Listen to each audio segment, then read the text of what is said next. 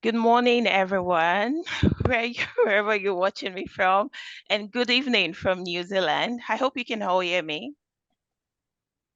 Good morning, madam. Yes, we can hear Yeah, you. oh, great, great.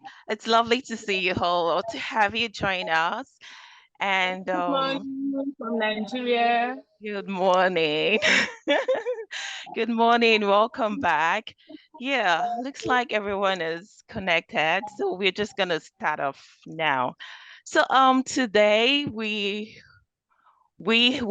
have two guest speakers, but before I introduce our first speaker, as it is our usual custom, so we're just gonna start with the opening karakia. So I'm just gonna quickly do that. Maori oho, Maori tu, Maori oha, kai kaita tu, humie, huye, take. So to translate what I've said, it's life force awaken, life force stand tall, life force awareness, good health for all. Join together, unite. The group is ready to progress for the purpose of coming together. So once again, I want to welcome you all to today's session on adaptive governance and crisis management. So our first speaker is Professor Bridget Carroll, and Professor Steve Matthewman will be teaching the second session. So I'm just going to hand over to Professor Bridget to introduce herself and, set the ball rolling. Kia ora, Bridget. Thanks for joining us. Kia ora. Good morning, everyone. I'm trying to guess at all your faces behind the screen. So I'm delighted to meet you in a virtual way, and I'm sad it's not in a more physical way, as I would love to connect with you. We're going to spend an hour and a half talking about what we're going to term adaptive leading in a governance context. Oh, there's a face. Hi, James. And we're going to have a little kind of case study story. There's some material. There's some breakout room exercises, and there's some opportunities to apply this to your own context. So I'm hoping it's a really interactive and relevant session. And I know for certain that the adaptive leading will strike a chord with you all, that you will all be doing a lot of that, whether you've termed it that or not, and that there'll be amazing stories and experiences to share. I'm very happy to be stopped at any time. You can wave a yellow virtual hand at me. You can leave something on chat. You can just speak, to be honest. So don't sit there thinking you've got a question or you want to make a comment or you've got something to share. It's a session on adaptive leading, and I am very, very happy to be adaptive as well. Okay, how about we go to screen share? Whoops. With that, it says I'm disabled from screen sharing. Sonia, please, can you enable her? Oh, yes, that would be good. There you go. You're mute, Sonia. Oh, sorry. Yeah. Yeah, I'm on. Yep. Antonio, I want to share my slides, but it's telling me I can't. So it's got getting a thing saying host disabled, participant screen sharing. So if you made me a co-host, that should do it. Yeah, I'm trying to find the feature.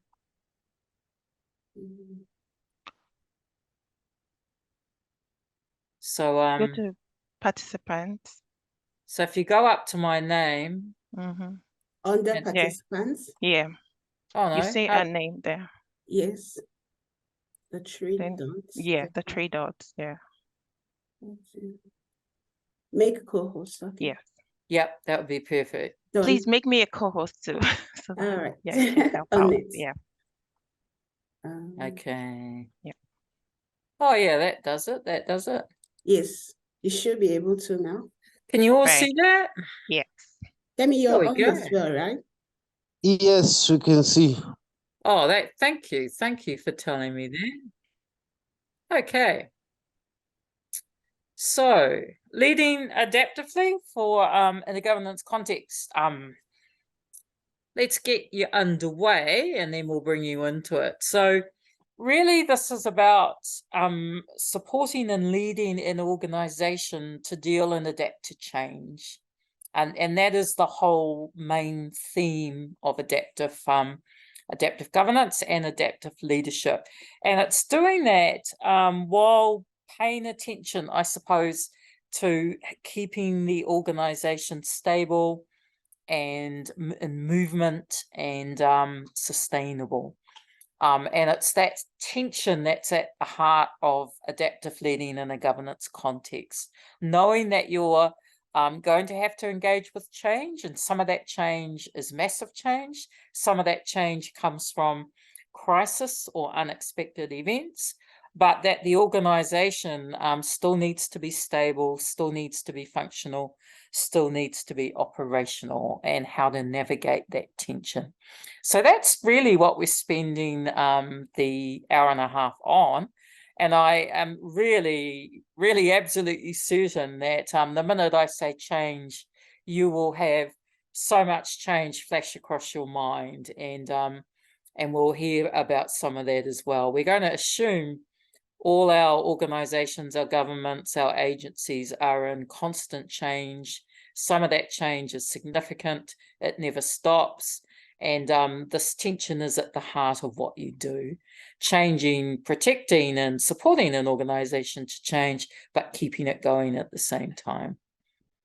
There's just a nice little piece that said, here are the big challenges, the adaptive challenges for those in the governance sector. So I thought we'd, I thought we'd just start with those. And then I thought we'd do a chat bomb and bring you in and just see what resonates and what doesn't before we do our first breakout room. So the first one, and I'm sure this is relevant for you, is that we seem to be facing more uncertainty, complexity, and wicked problems. And wicked problems is you've probably met that language, but essentially it means problems for which there's no easy answer, problems which have a complexity dimension to them, which means you can't solve them in a short-term, immediate, direct way. That means we can control less and have to be flexible, creative, and collaborative, because the problems aren't necessarily in one domain. They're not necessarily recognizable. They often don't have a ready-made solution, and they're going to take us working across boundaries, working with other agencies to solve. And uncertainty, complexity, and wicked problems is one of the biggest things we all face. The second one is understanding that we are part of what we might call ecosystems, and that most of us operate in power sharing and responsibility sharing partnerships. That's across central government, between central government agencies and local government, but also in authentic engagement with citizens and community groups, so that we are constantly having to lead in sometimes ad hoc, informal, but sometimes formal governance arrangements where we bring a whole lot of different groups together.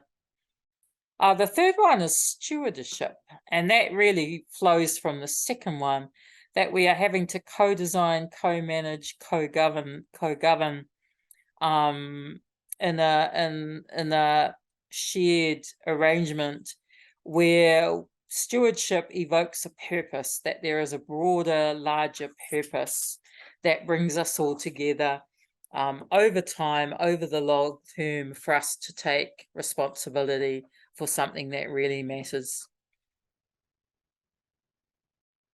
Fourth one is technology and the changing nature of work, of which, you know, being able to zoom into people halfway across the world is really, really resonant on. And that is technology, the changing nature of work, that what we can do is enabled by technology, and the technology is changing all the time. We are running to catch up with it. We need to both use it, not be scared of it, but also facilitate others to have access to this technology. There are challenges around data, around privacy, around access, and both working with the challenges of the technology and the possibilities of it. I don't know about all of you, but here at the university, ChatGPT and the AI challenge have changed everything we're trying to do. And we all our assessment, now much of it is completely useless. We can't carry on the way we were used to. And we are trying to negotiate that challenge. You will all have stories of what you're negotiating, but technology is one of the biggest drivers of change for many of us at the moment. Last one, and this one's a really interesting one, and it looks different in all different parts of the world, is the changing nature of what it means to be a citizen. That's more diversity. There's more a range of behaviors. There's different understandings of what is ethical and non-ethical. There's demands to have safety or psychological safety or safe environments for disclosure and privacy and all sorts of things. There's the protection of democracy and rights. There's creeping corruption and lack of ethics. There's integrity violations. And it seems harder and harder to know harder and harder to trust the essential structures of our government that we have relied on for decades, if not centuries. And there's all sorts of threats. There's fake news, obviously. There's groups unwilling to behave in ways others insist on. There's real challenges to what people are prepared to accept, and those become an ever sort of ceasing set of challenges that impact everything we do. So this article talks to these 5: uncertainty, complexity, wicked problems, this notion of being part of larger ecosystems, the challenge of stewardship, sometimes that's multi-generational, long-term planning and purposes, technology and the changing nature of work, and the changing nation of citizenry. So I thought I'd bring you in at this point, which is just have a think. We're not going into breakout rooms yet, so we're just going to do this in a chat function. But which challenges did you most recognize in your own context? Which challenges do you feel prepared or not prepared for? Are there any challenges that need to be added to the 5? Okay, just a general think, because some of this will come up later. And really, I'm just going to get you to write the challenge that for you is most top of mind. I'm going to count to 3, and then you're going to write it down in the chat function. That can be any of the 5 that I've put up, but it can be ones we haven't talked about yet. So you may think there's something missing from this list, and that is the biggest thing you're facing, and you can add that. So I'll just be quiet for a few more seconds. We're just bringing in people, I think, from the waiting room, and then I'm going to count to 3, and you're going to write an answer in chat.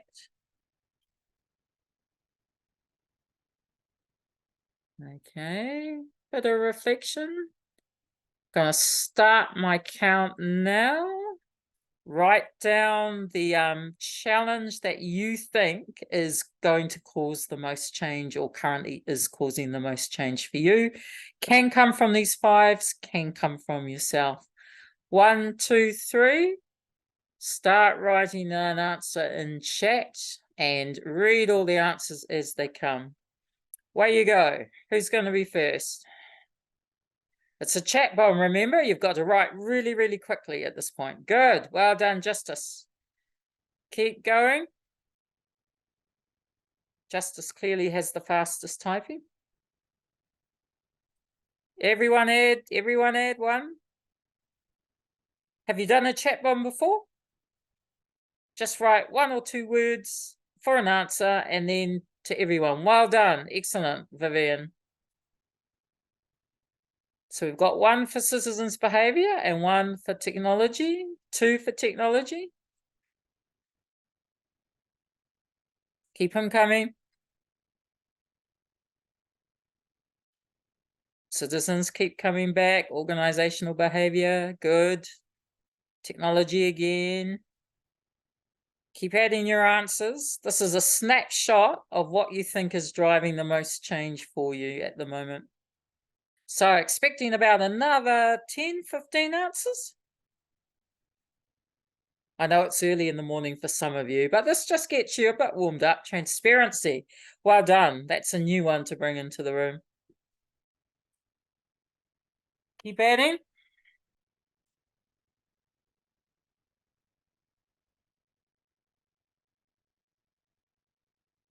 More technology. Give you 1 more minute to jump in, and then I'll ask if anyone wants to speak to one. Good. More technology. Another behavioral change. Any more? That's right.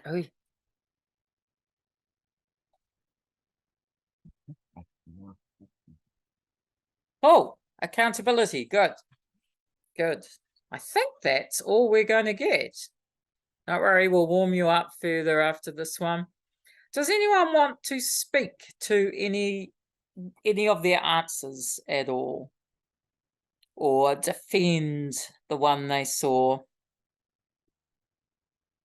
It really interests me that technology keeps coming through because I know it's the sort of flavor of the world, but I know a decade ago that would never have been the leading answer, eh?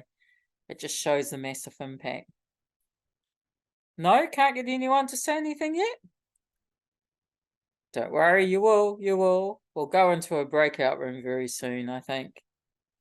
Okay, so let's move to a story. This is a true story. It's a story that comes from the 1980s. I was alive. I can't quite see your faces to know if you were, but it's not that long ago. I'm not that ancient. It comes from America, and it's a kind of grassroots governance leadership story. And I'm telling you the story because it hopefully will resonate, but also poses a challenge, particularly to people and institutions, about how we effect change. So this is the story. I'm going to tell it to you. I'm not going to tell you the whole story. I'm going to give you enough details, and then I'm going to stop, and then I'm going to say, well, what would you do? Put you in a breakout room. You're going to have a chat about what you would do. Come back and we'll get some of the groups to share their story, and then we're going to base some content on that. So this is a story about a grandmother. She's a young grandmother. She's in her 30s, and she is the guardian of her grandchildren. She looks after them full time. She's a First Peoples person. She lives on a First Peoples reservation. And in those days in the 80s, and it may be true now, I'm not so sure, those were very poor places. There's no infrastructure. There's very little resource. There's very little finance.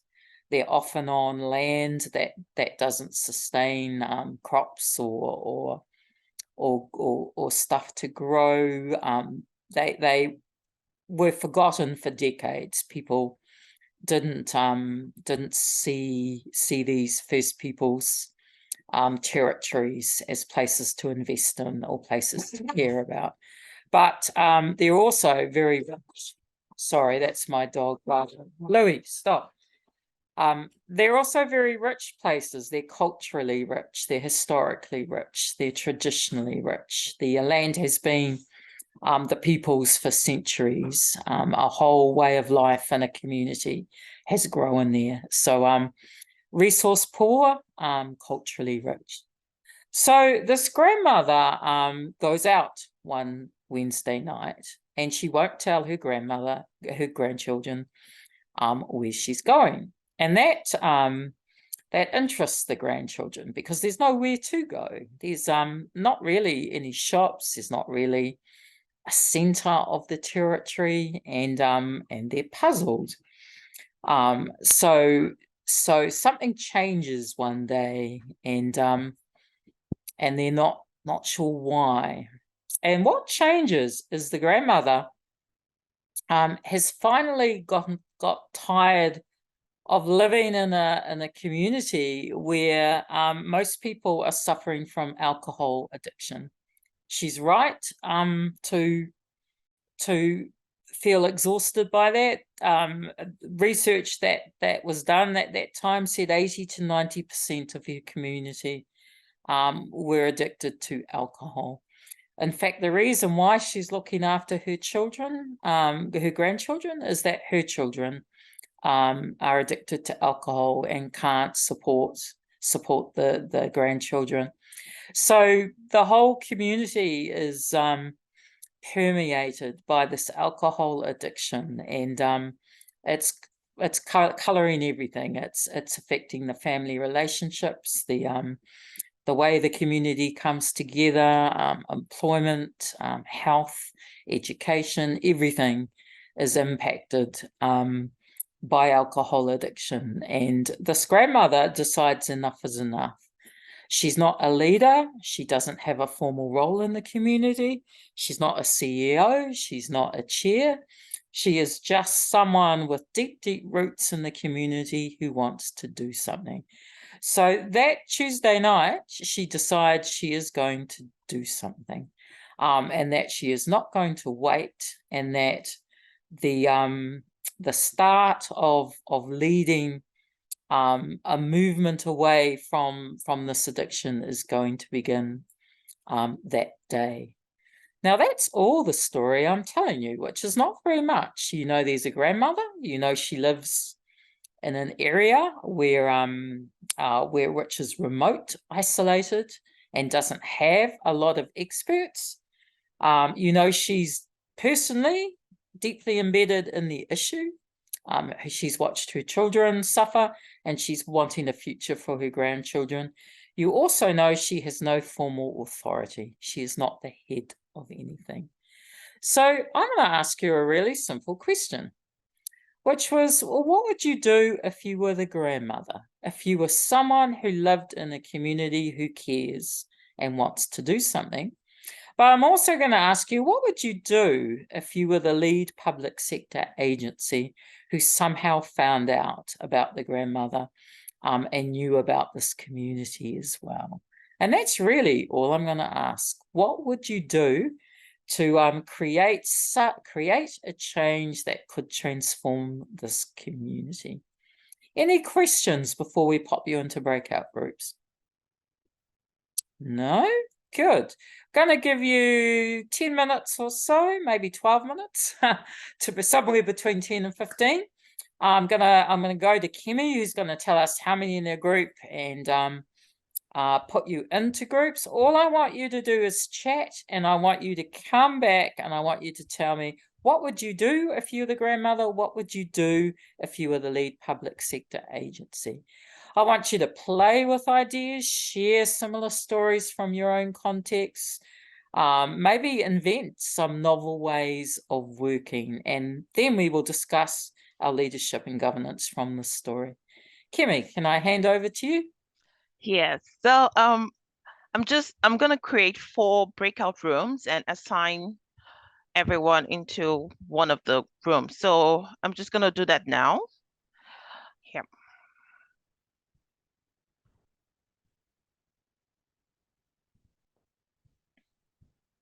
Open all rooms.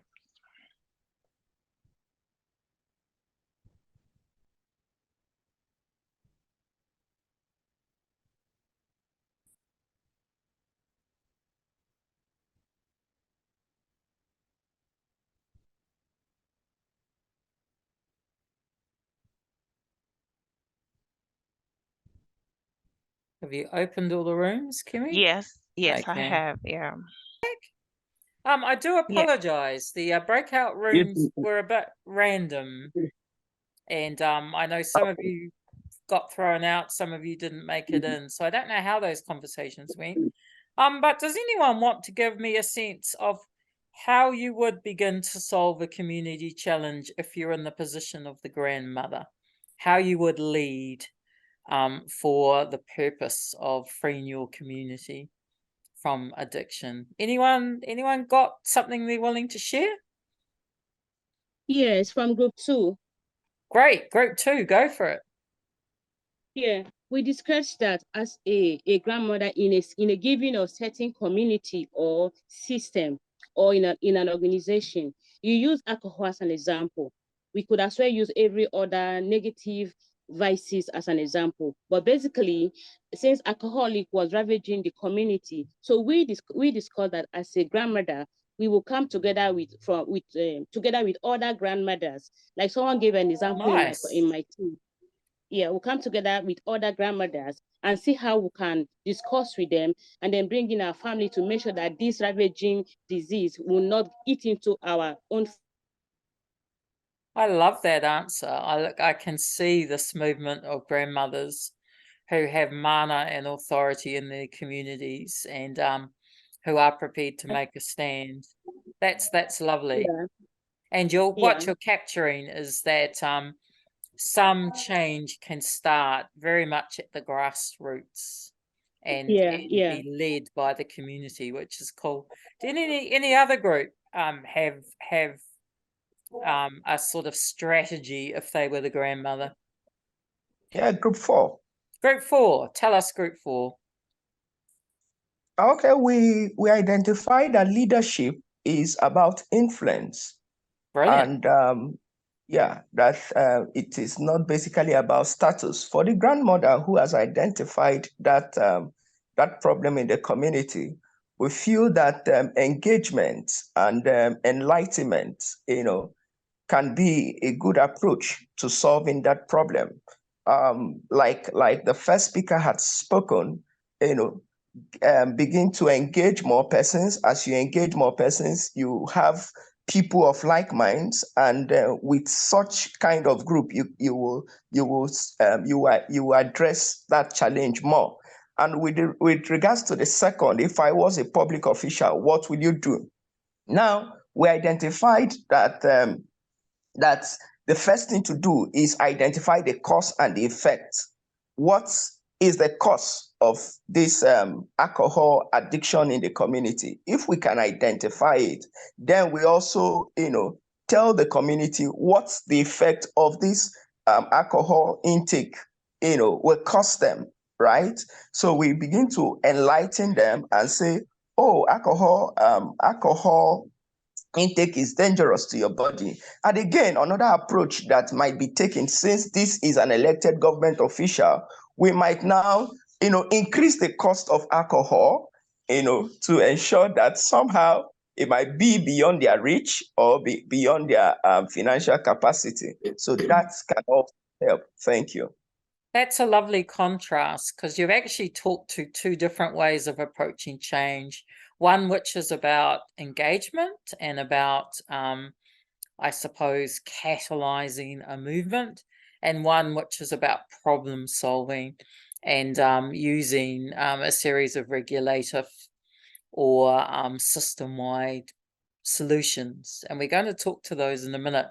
Just before we do that, does any other group want to pick up anything from the perspective of the grandmother or the perspective of the lead public sector agency?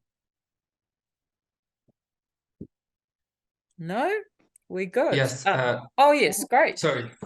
No, please don't. Please go for it. We spoke in group 1 about the necessity for the grandmother to move within community institutions or entities. Nice. So whether religious institutions, churches, mosques, or synagogues, or like institutions like that, or community centers, and active organizations within or on the level of the community to help the grandmother in her mission of like finding her way of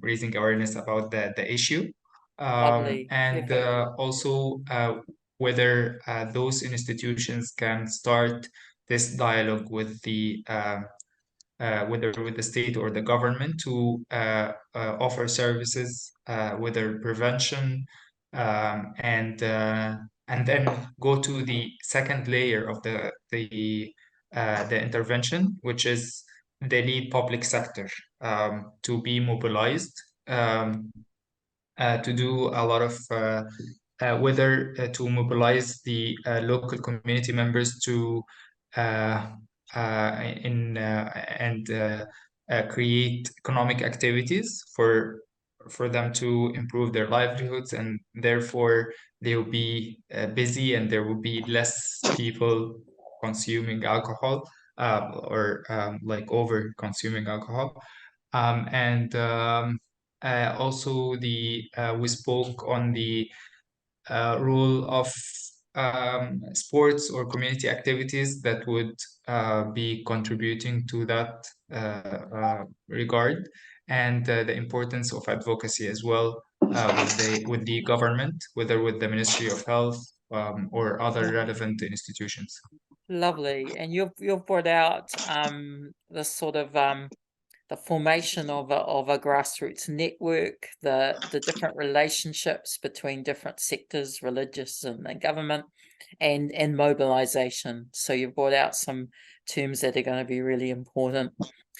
I'm not going to tell you yet what the grandmother actually did, but you've got much of it already. But I'm going to put this now into a change kind of a context. Oh, well, I'm going to try to. Oh, yeah. So what this story does is it shows really two approaches to change, and those are technical change and adaptive change.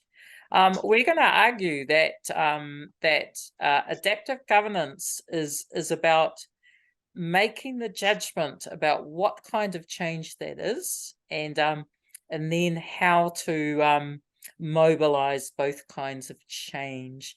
In this story, the grandmother follows an adaptive change strategy. She wouldn't have known she was, so but that's the name we'll give it to. But most government agencies or institutions follow a technical change process, and it's the intersection between the two that are really, really, really important. So we don't want to drive change on our communities through a technical change lens all the time, but we need to bring elements of technical change to adaptive change.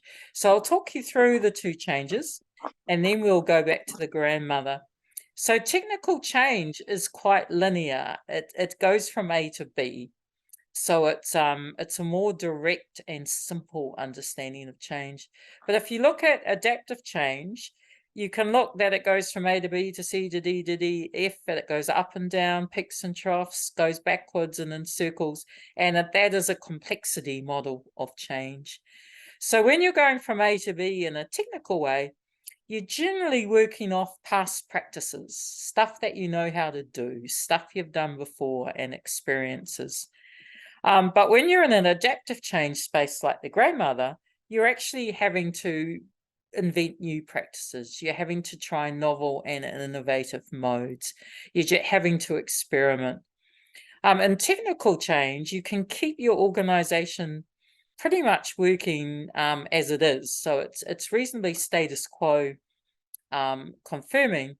But in adaptive change, you almost have to change all ways of working. That's between you and other agencies, that's within your own agency, that's between you and communities and governments. Technical change is usually congruent with our values, our beliefs, our experiences, but adaptive change challenges values, beliefs, and assumptions, and this makes it very difficult change work, because you actually have to change your mindset. You have to change how you are thinking about things. Technical change, it says, can be implemented easily, but we know it's not necessarily easy, but you probably have the current knowledge and skills and tool set to do it. However, adaptive change is going to require new knowledge and new ways of listening and working. So they're actually really different ways of working with change. There's a trap here, because we are professionals and experts in what we do. We tend to go for technical change. We tend to prioritize that. Whereas we need to be much more open to an adaptive change trajectory. And it's not, and we often aren't. And we'll go to this slide and then talk through the grandmother. So when you have a technical problem, it's pretty much easy to identify. So I told you this was an alcohol addiction story. Most of you probably have some experience of addiction or community need, and you could identify the problem. In an adaptive challenge, it's difficult to identify. Is the problem actually alcohol? Is the problem Indigenous power and rights? Is the problem poverty? Is the problem lack of voice or authority? Is the problem inequity and missing out on resources? Is addiction just a symptom of something that's larger, or is addiction actually the problem? So if you go down a technical track, you assume the problem is addiction. If you go down an adaptive challenge track, you ask the question, is addiction a symptom? Is it the root cause? Is it one of many problems? Is the problem something else entirely? That becomes vital, because you may not be able to fix addiction until you have fixed other things. So what actually the problem that you need to fix is a really difficult question. And if it's a technical problem, it lends itself to reasonably quick solutions.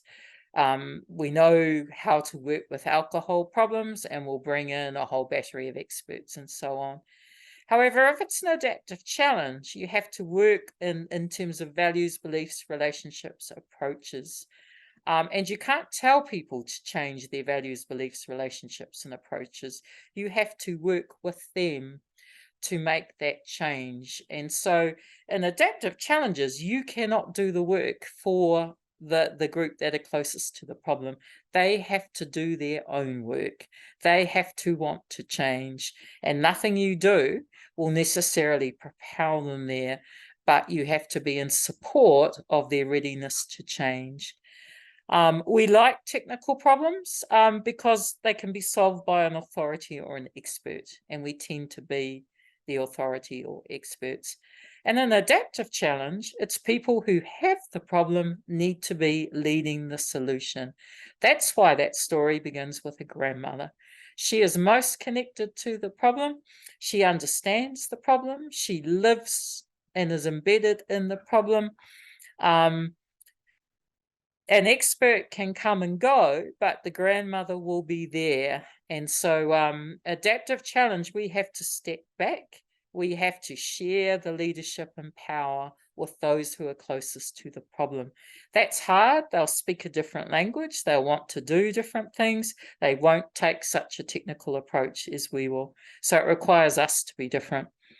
A technical problem, you can often contain the problem and the solution and change an aspect, just change directly in terms of the problem. An adaptive challenge, change in numerous places. This could be requiring changes in health and education and employment and financing the territory, changes in Indigenous or First Peoples rights. So adaptive challenges often spread across boundaries and very, very difficult to deadline and control because of that. People like technical solutions in general. They like someone being an expert and coming and solving something. The trouble with an adaptive challenge is that people have to join in and do the work with you. And often people resist that. So you will always meet resistance in an adaptive challenge, not necessarily in a technical one. Finally, once you realize what the solution is, you can implement it quite readily. It may not work, but you can implement it. But in the adaptive challenge space, you can't. You have to experiment, you have to learn, you have to take a long view, you have to try things, you have to fail, and you have to be prepared for a journey, for a long movement. So that's the difference between technical approaches to change and adaptive approaches to change. We have to be ready to do both. So I'll tell you the story of the grandmother. She, on a Tuesday night, walked down to the only place that people could meet, and it was the equivalent of a community hall. She set up a circle of chairs, and she put a sign outside, and the sign said AA. Now, her oldest granddaughter, who was about 12, followed her down because she was just curious what her grandmother was doing. And it's from her that we have the story. And the granddaughter peered through the window and she saw her grandmother sitting in an empty circle of chairs with a sign saying AA, and she didn't understand what that meant.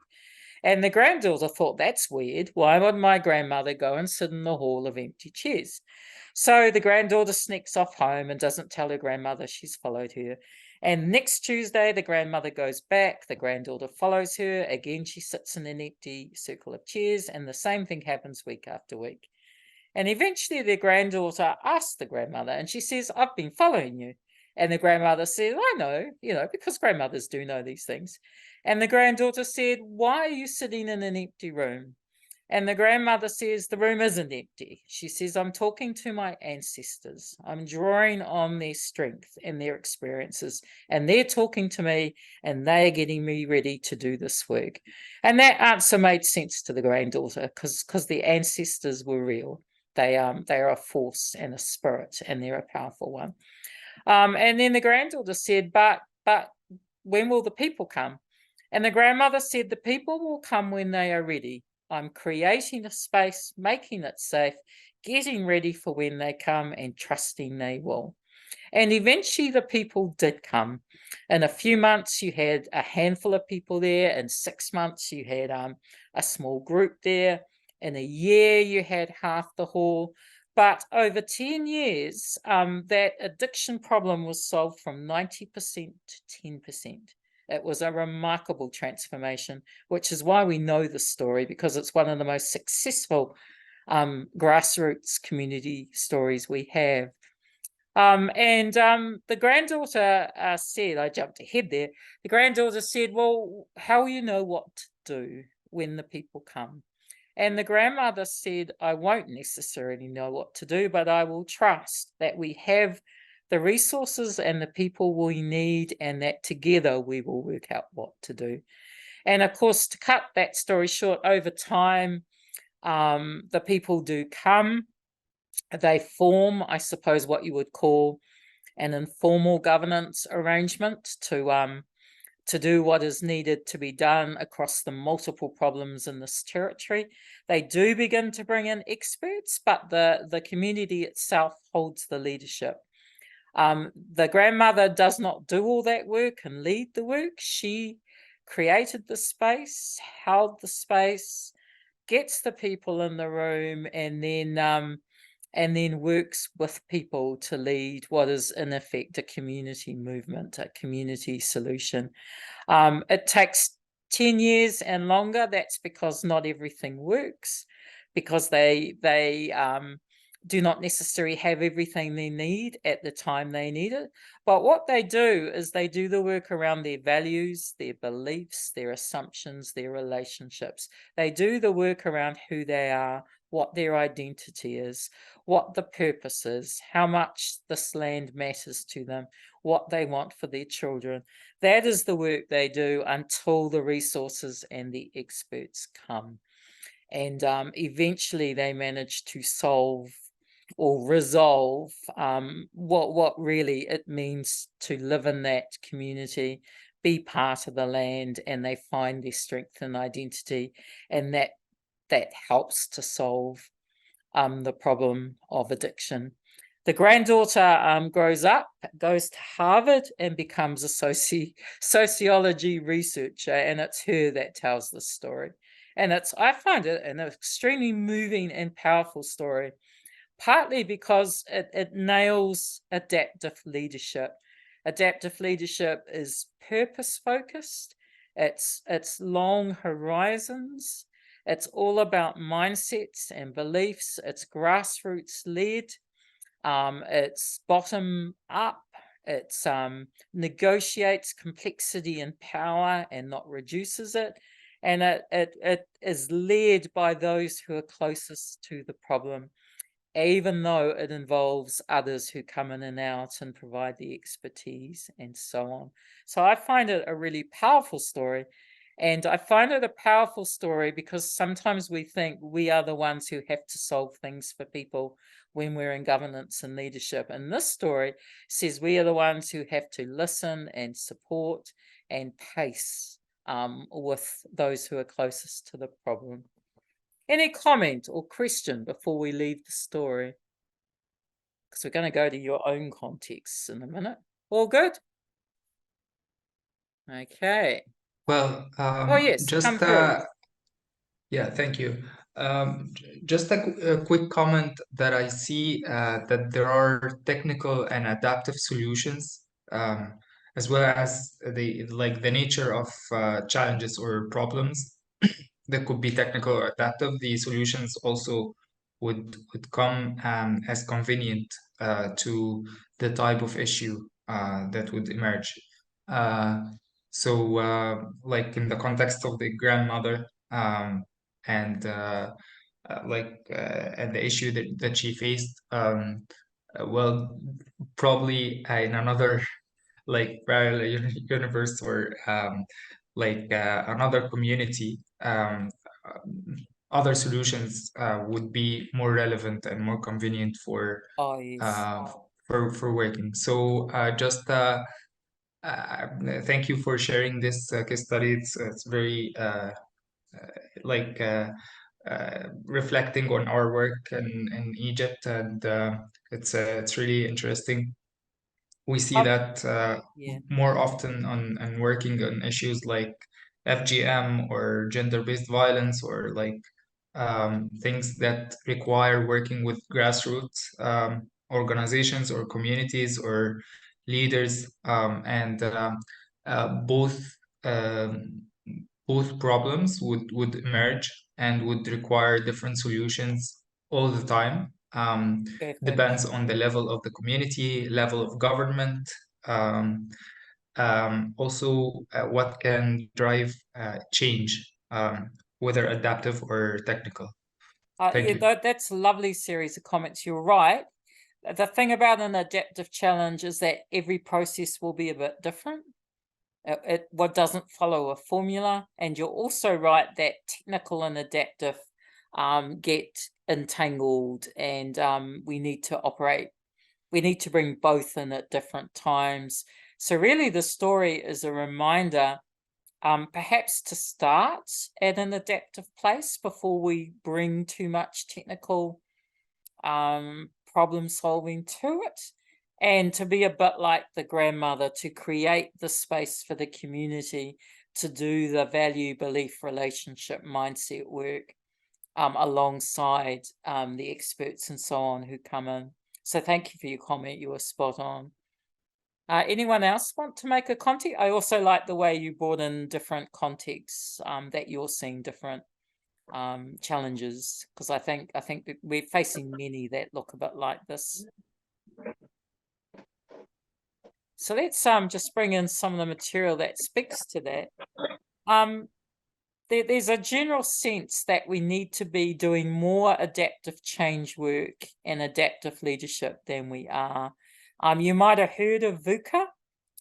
That's a sort of acronym for a world that has volatility, uncertainty, complexity, and ambiguity. And I know that all of you don't need to be told that you face those things again and again and again. That simple, direct, linear problems are probably the minimum, and that we get these kind of VUCA problems.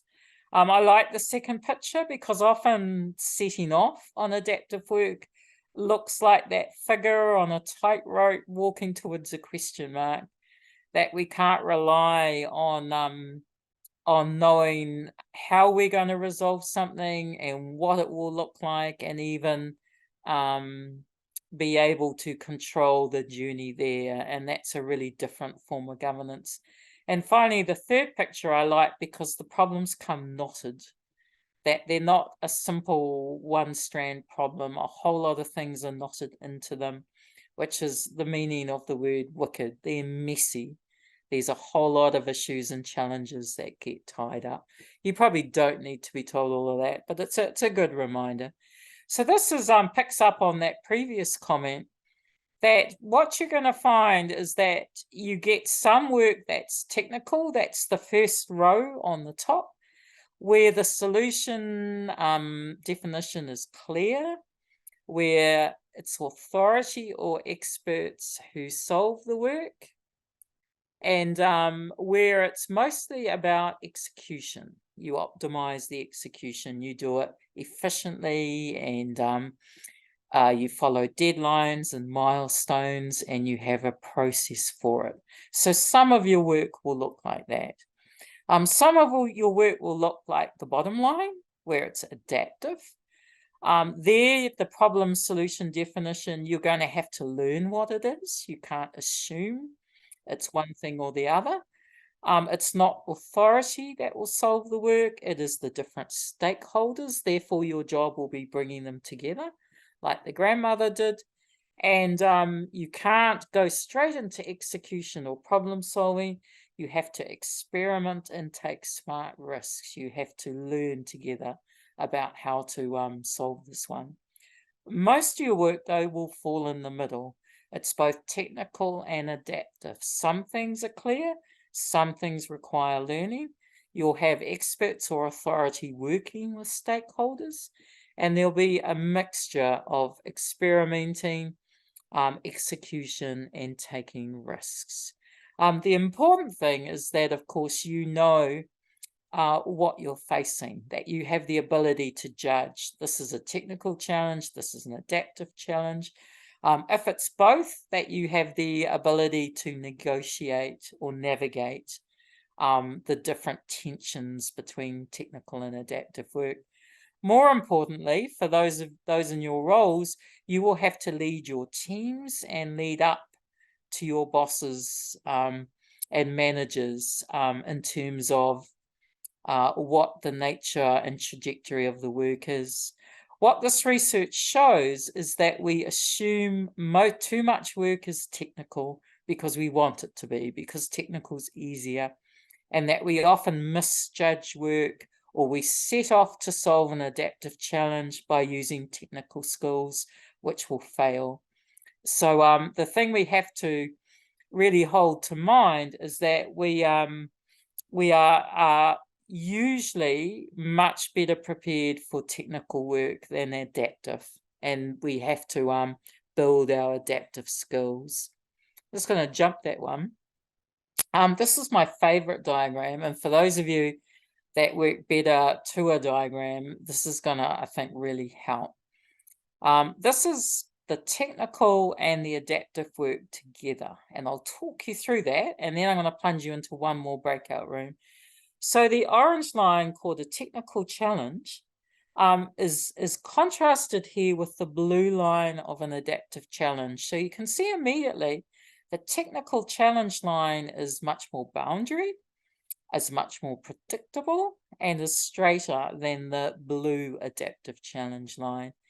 You'll see that the orange technical challenge line starts right at the top and above something called the limit of tolerance. That means the work is given to you by a boss, or it's a crisis, or it's it comes with an urgency. It's got a critical kind of driver. That means it's kind of easy to recognize, easy to sell to people, easy to get resource on. But you'll notice the blue line of work starts under the threshold of change, and I will talk to that in a minute. That means the blue line of work, it may not be apparent to others that it's necessary to do. It means people might see it as there, but not feel prepared or ready to take it on. It means you have to lift that blue adaptive challenge work into what's called the productive zone of disequilibrium, over the threshold of change. So that threshold of change is the point at which people will start to mobilize. If your work is under the threshold of change, people will keep doing what they're doing. So orange technical challenges start way over the threshold of change. Blue adaptive challenges start under the threshold of change. And your first job is to make people care about them, make them visible, get some urgency and momentum, and lift that blue line above the threshold of change. You'll see the upper dotted line is called the limit of tolerance. That's the line where people get stressed or distressed and begin to fall out of the work. And the idea is you get your blue adaptive challenge work above the threshold of change, but keep it under the limit of tolerance. So make sure that you don't overblow the stress or distress or instability or manage the uncertainty. So the idea is that productive zone of disequilibrium is the optimal place for actual real change to occur, which is when enough people see and understand the need for change, when there is enough kind of resilience and sustainable energy to keep driving that change forward, and when people feel they can tolerate the amount of distress and uncertainty that change is bringing. You'll see a purple line called work avoidance. That's the line where people drop out of adaptive challenge work because it's really hard. Often they drop out with really good reasons. They drop out because it's taking too long, because they're too busy, because there's no resource for the blue adaptive change work, because they feel insecure or lacking in confidence. Your job in terms of leadership or governance is to bring them back into the blue line, is to not let them drop out. The main thing about that blue adaptive challenge work is holding people together. Keep bringing them into the space, keep experiment, keep learning together, keep talking together.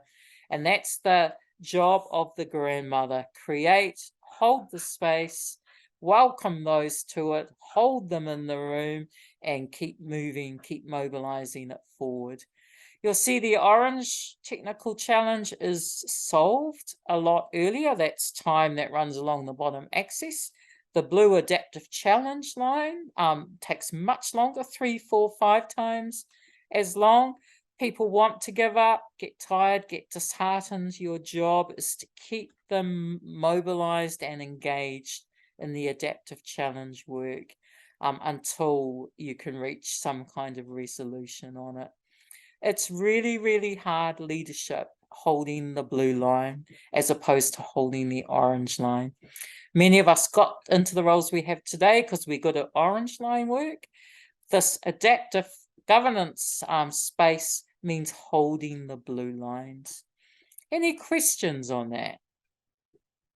So I'm just going to plunge you into a breakout group. We won't have long in it, but let's do 8 minutes. And I'm going to ask you, what's the balance of technical and adaptive in your current role? And can you place any of your work in the orange line, blue line, or purple line?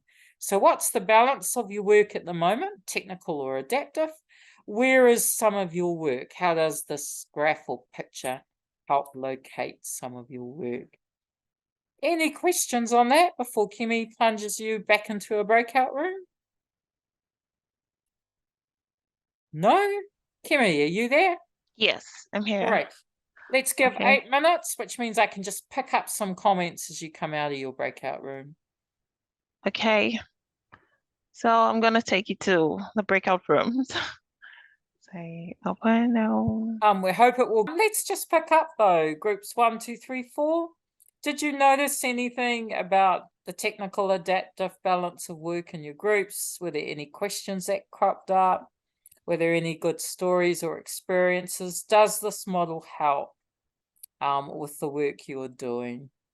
Just any group. Maybe we'll just sign out with each group. So group 1, anything you want to talk about with the whole group?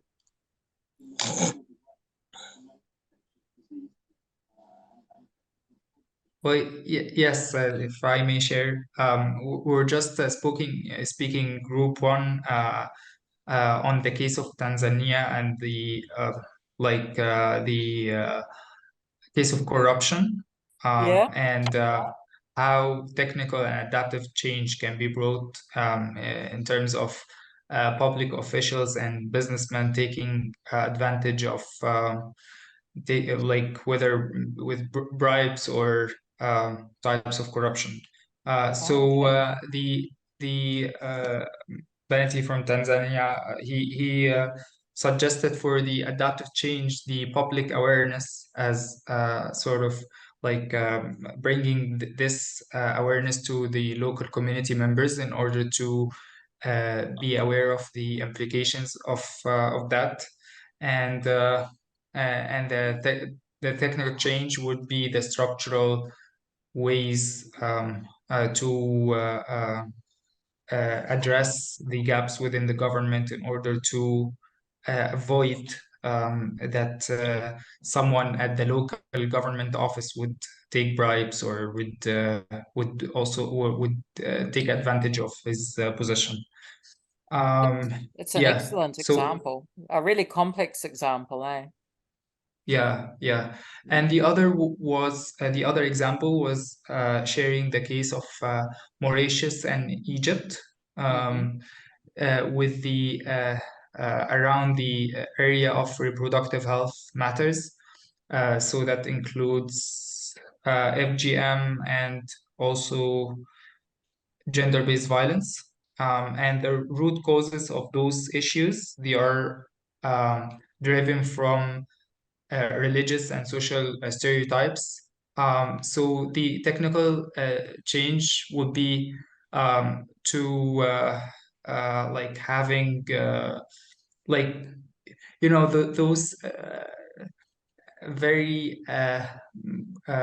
like traditional meetings with the government officials and talking about the issue and like the role of community centers and like but the adaptive change would be to work with the community to address their stereotypes in order to be aware of the effects of, for example, having FGM or applying FGM and how it's harmful for women. Just working with unconventional approaches to raising awareness and building the capacity of local community members on referrals, on helping survivors, on like all of the interventions that would create the mass awareness around the issues and would gradually bring change to the local communities. They're two excellent examples, and I like the way that you see the local community and the public as sources of energy and mobilization. I think that's right. They're often what causes that blue line to keep moving forward. Group 2, is there anything you want to add, whether it's an example or just a point or a question?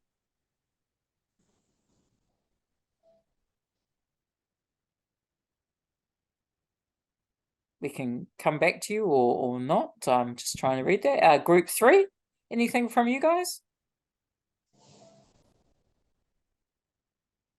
Oops, we've lost group 2, lost group 3. What about group 4?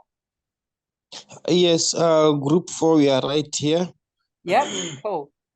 I think we also experienced the same challenge in terms of connectivity from other participants. So Yeah. we do not have any specific example from any other country.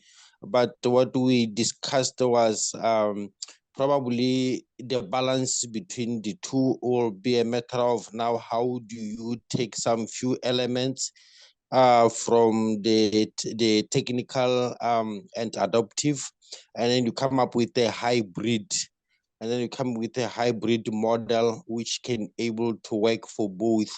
For example, if you look at the technical level, probably that will come from the technocrats, where it's either they want to reform or they want to enact a certain policy to try to address the challenge. But the way you come to the adoptive parties now, where the consent parties are also part and parcel of coming up with a solution. But the question will be which elements are you going to be picking from each, and what will determine the extent in which you pick from each, so come up with a hybrid model. So I think that's how far we could go from group 4. Thank you. Thank you, and I liked your thinking about the hybrid model. So just to wrap up, because I'm conscious we need to send you on your break. We started the session by saying that adaptive governance is about paying attention to how to steer an organization through change while maintaining some degree of stability. And that last comment, that in a sense that is all about moving between technical and adaptive work, being able to involve both, and being conscious of making judgment calls around when work goes adaptive and when it goes technical, and holding an overview and capability across both. Really sorry about the connectivity issues that have made some of this work difficult. But I really applaud you coming together, doing this program. I love my little connection with you in Africa. And I thought your examples and stories were really hit the money about how significant your work and roles are. So I really wish you well in those. I'm going to hand you back to Kemi, who will talk about the break and what happens at that point. But thank you very much, and best wishes as you continue your work. Thank you, Bridget. Thank you. Thank you. Thank you for that wonderful session. So yeah, because of time, I will just let you all go for a 10-minute break. So we're gonna bring you, or we expect that you come back by 7:10. So yeah. Everyone, welcome back. So we're about to start the second session, and today we have Professor Steve Matthewman with us, and he's going to be teaching this session. So I'm just going to hand over to Professor Steve to introduce himself and, and start the session. All right, over to you, Steve. Thank you very much, Kemi. Mō ora kia koutou, nā mihi nui kia koutou. My name is Steve Matthewman. It's my great pleasure to be talking to you about this thing called resilience and disaster mitigation and good governance. I will just share screen. Hopefully it will let me. It will. How wonderful. I'll put these slides up, which will be much nicer to look at than me.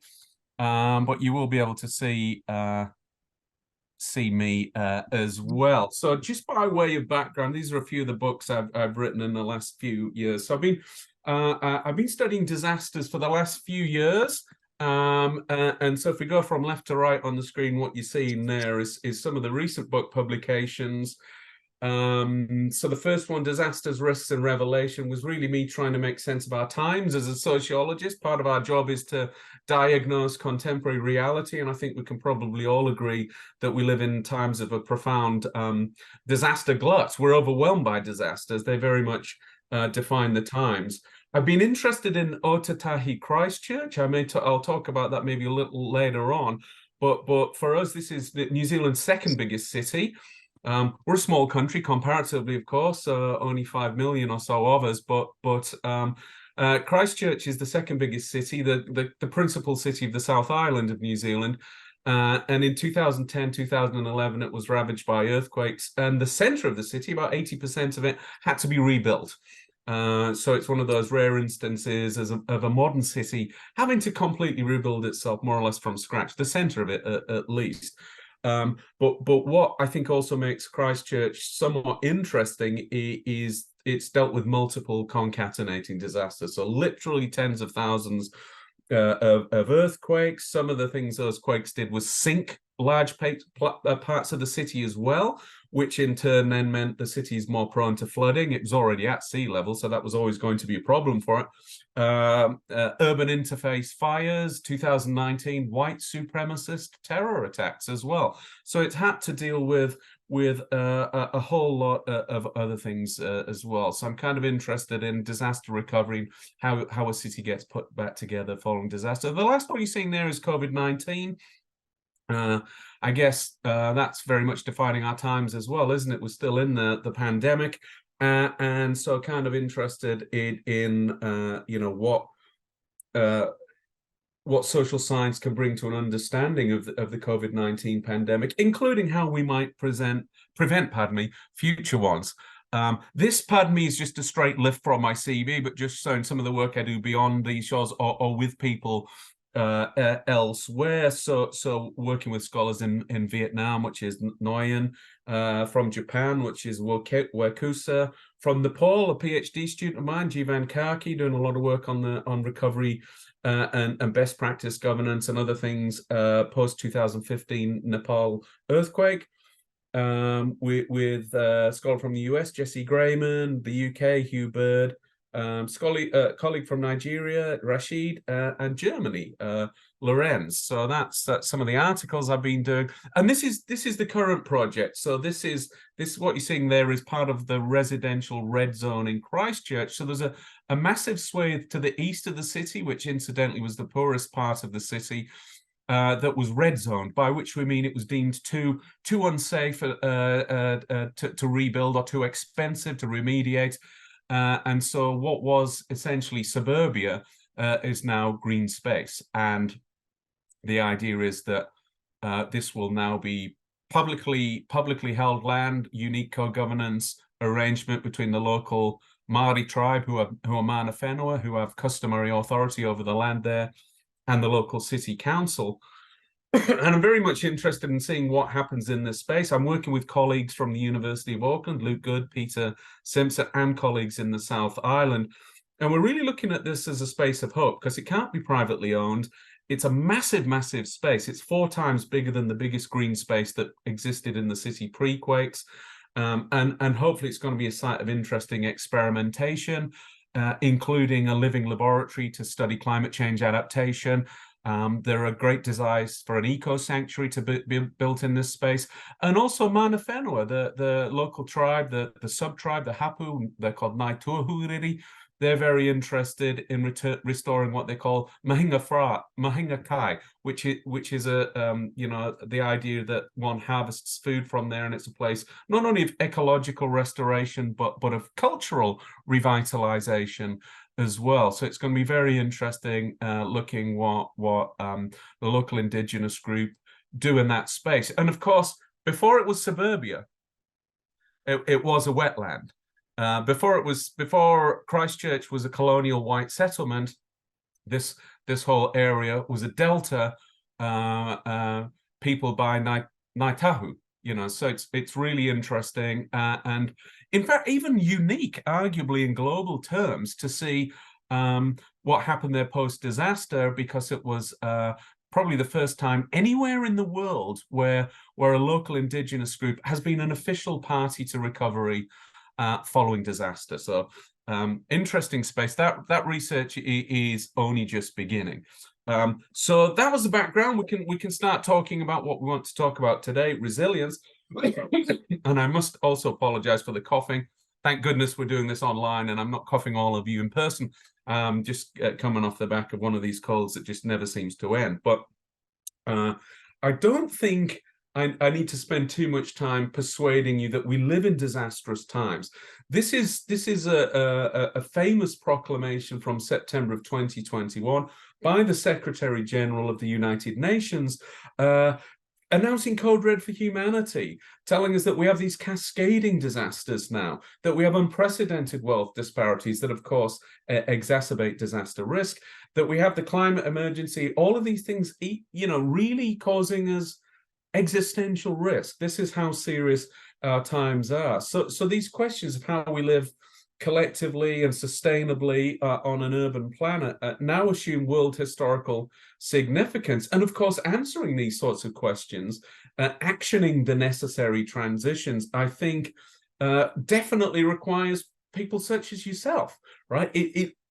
Proper public sector leadership is integral to how we deal with these problems. All right, that's a 2021 quote. I think his points still stand. And in fact, you might have seen this year famously, the Secretary General said, look, we're not even in the era of global warming anymore. We're in the era of global boiling. These issues are profoundly serious.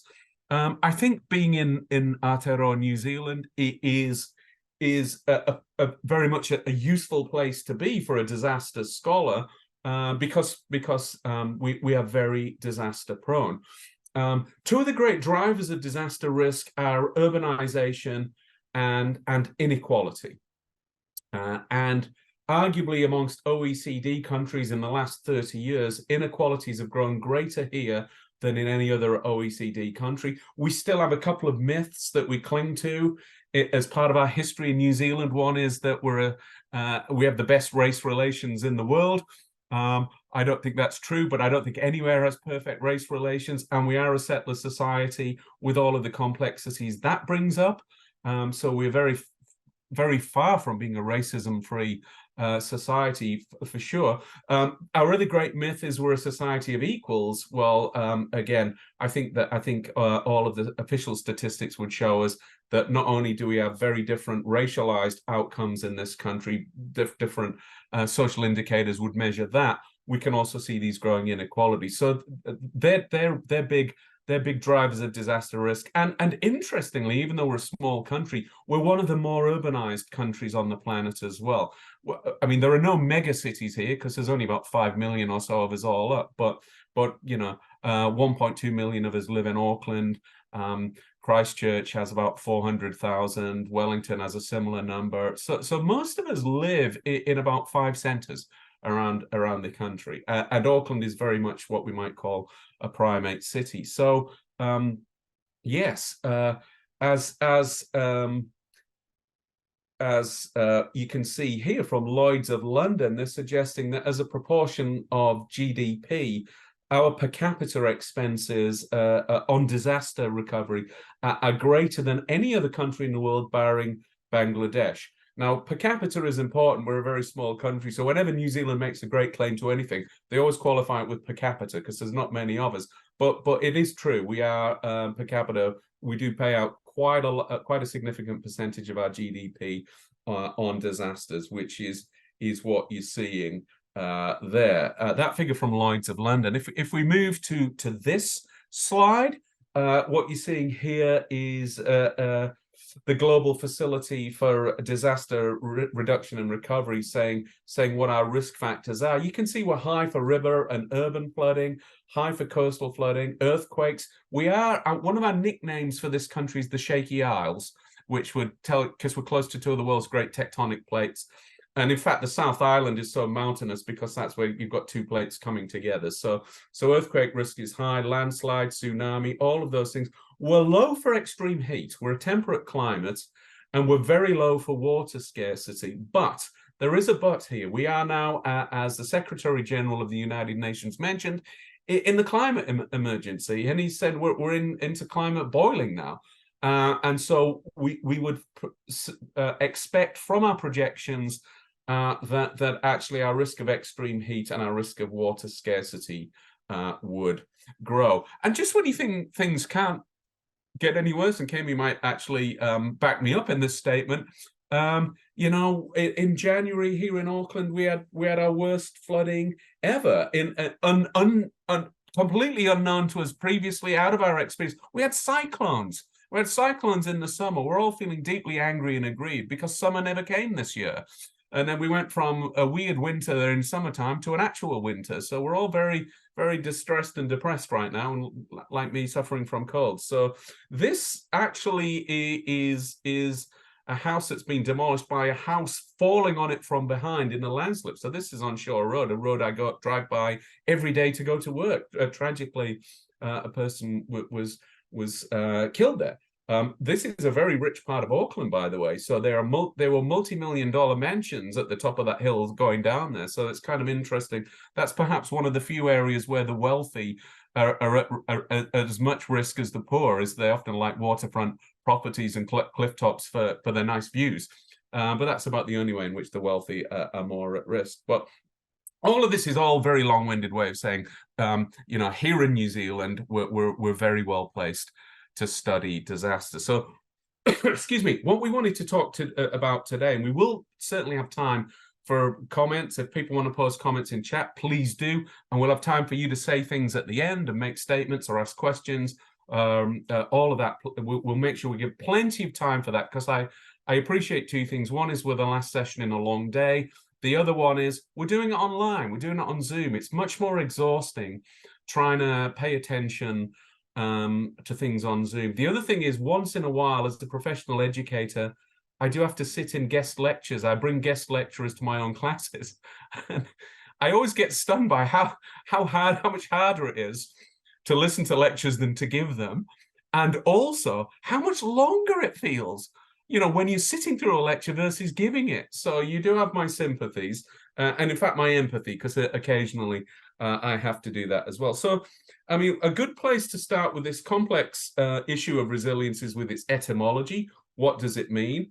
Where does it come from? And you know, there is no standard agreed way of defining it. One of the problems of it as a concept, by the way, but normally it's understood as and I'm quoting this, a capacity to cope with shocks and keep functioning in much the same way. In other words, you know, the ability to bounce back to the status quo.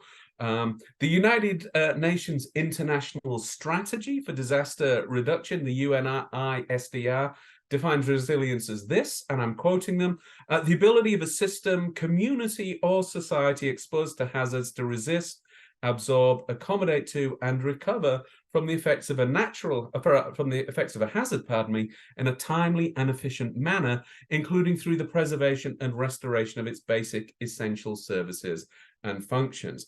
So some people have this idea of resilience as bouncing back, returning to the status quo, but others sort of embed a social justice component in it and sort of think about human flourishing and think, is it good enough to return to where we were before, given that often every society is marked by certain inequalities, inequities, some groups favored more than others. Should we not use disasters to bounce forward?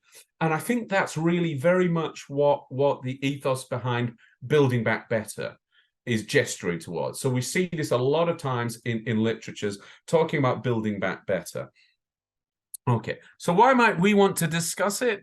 Being in public sector leadership and governance and all of these good things, I think it's hard not to discuss it these days. Let's think about it in those terms. If we think about humanitarian aid, which is a massive, massive issue for us, resilience is core to those types of debates, right? So, for example, we see that throughout United Nations, you know, UN literature.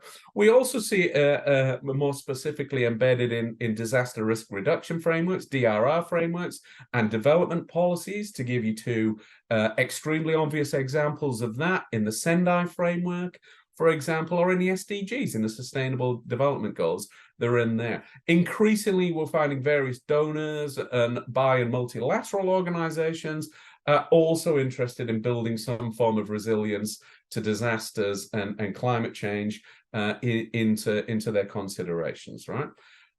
We see it certainly seized upon in national governments' policies, often in local governments, local councils too, are very interested in this. And I think often we've seen a move to resilience because there's been this suggestion, at least, that it's got advantages over other cognate concepts. So in somewhat ways, there's the argument that resilience is merely the upgrade of sustainability. Where we used to talk about sustainability, you know, now we're using resilience.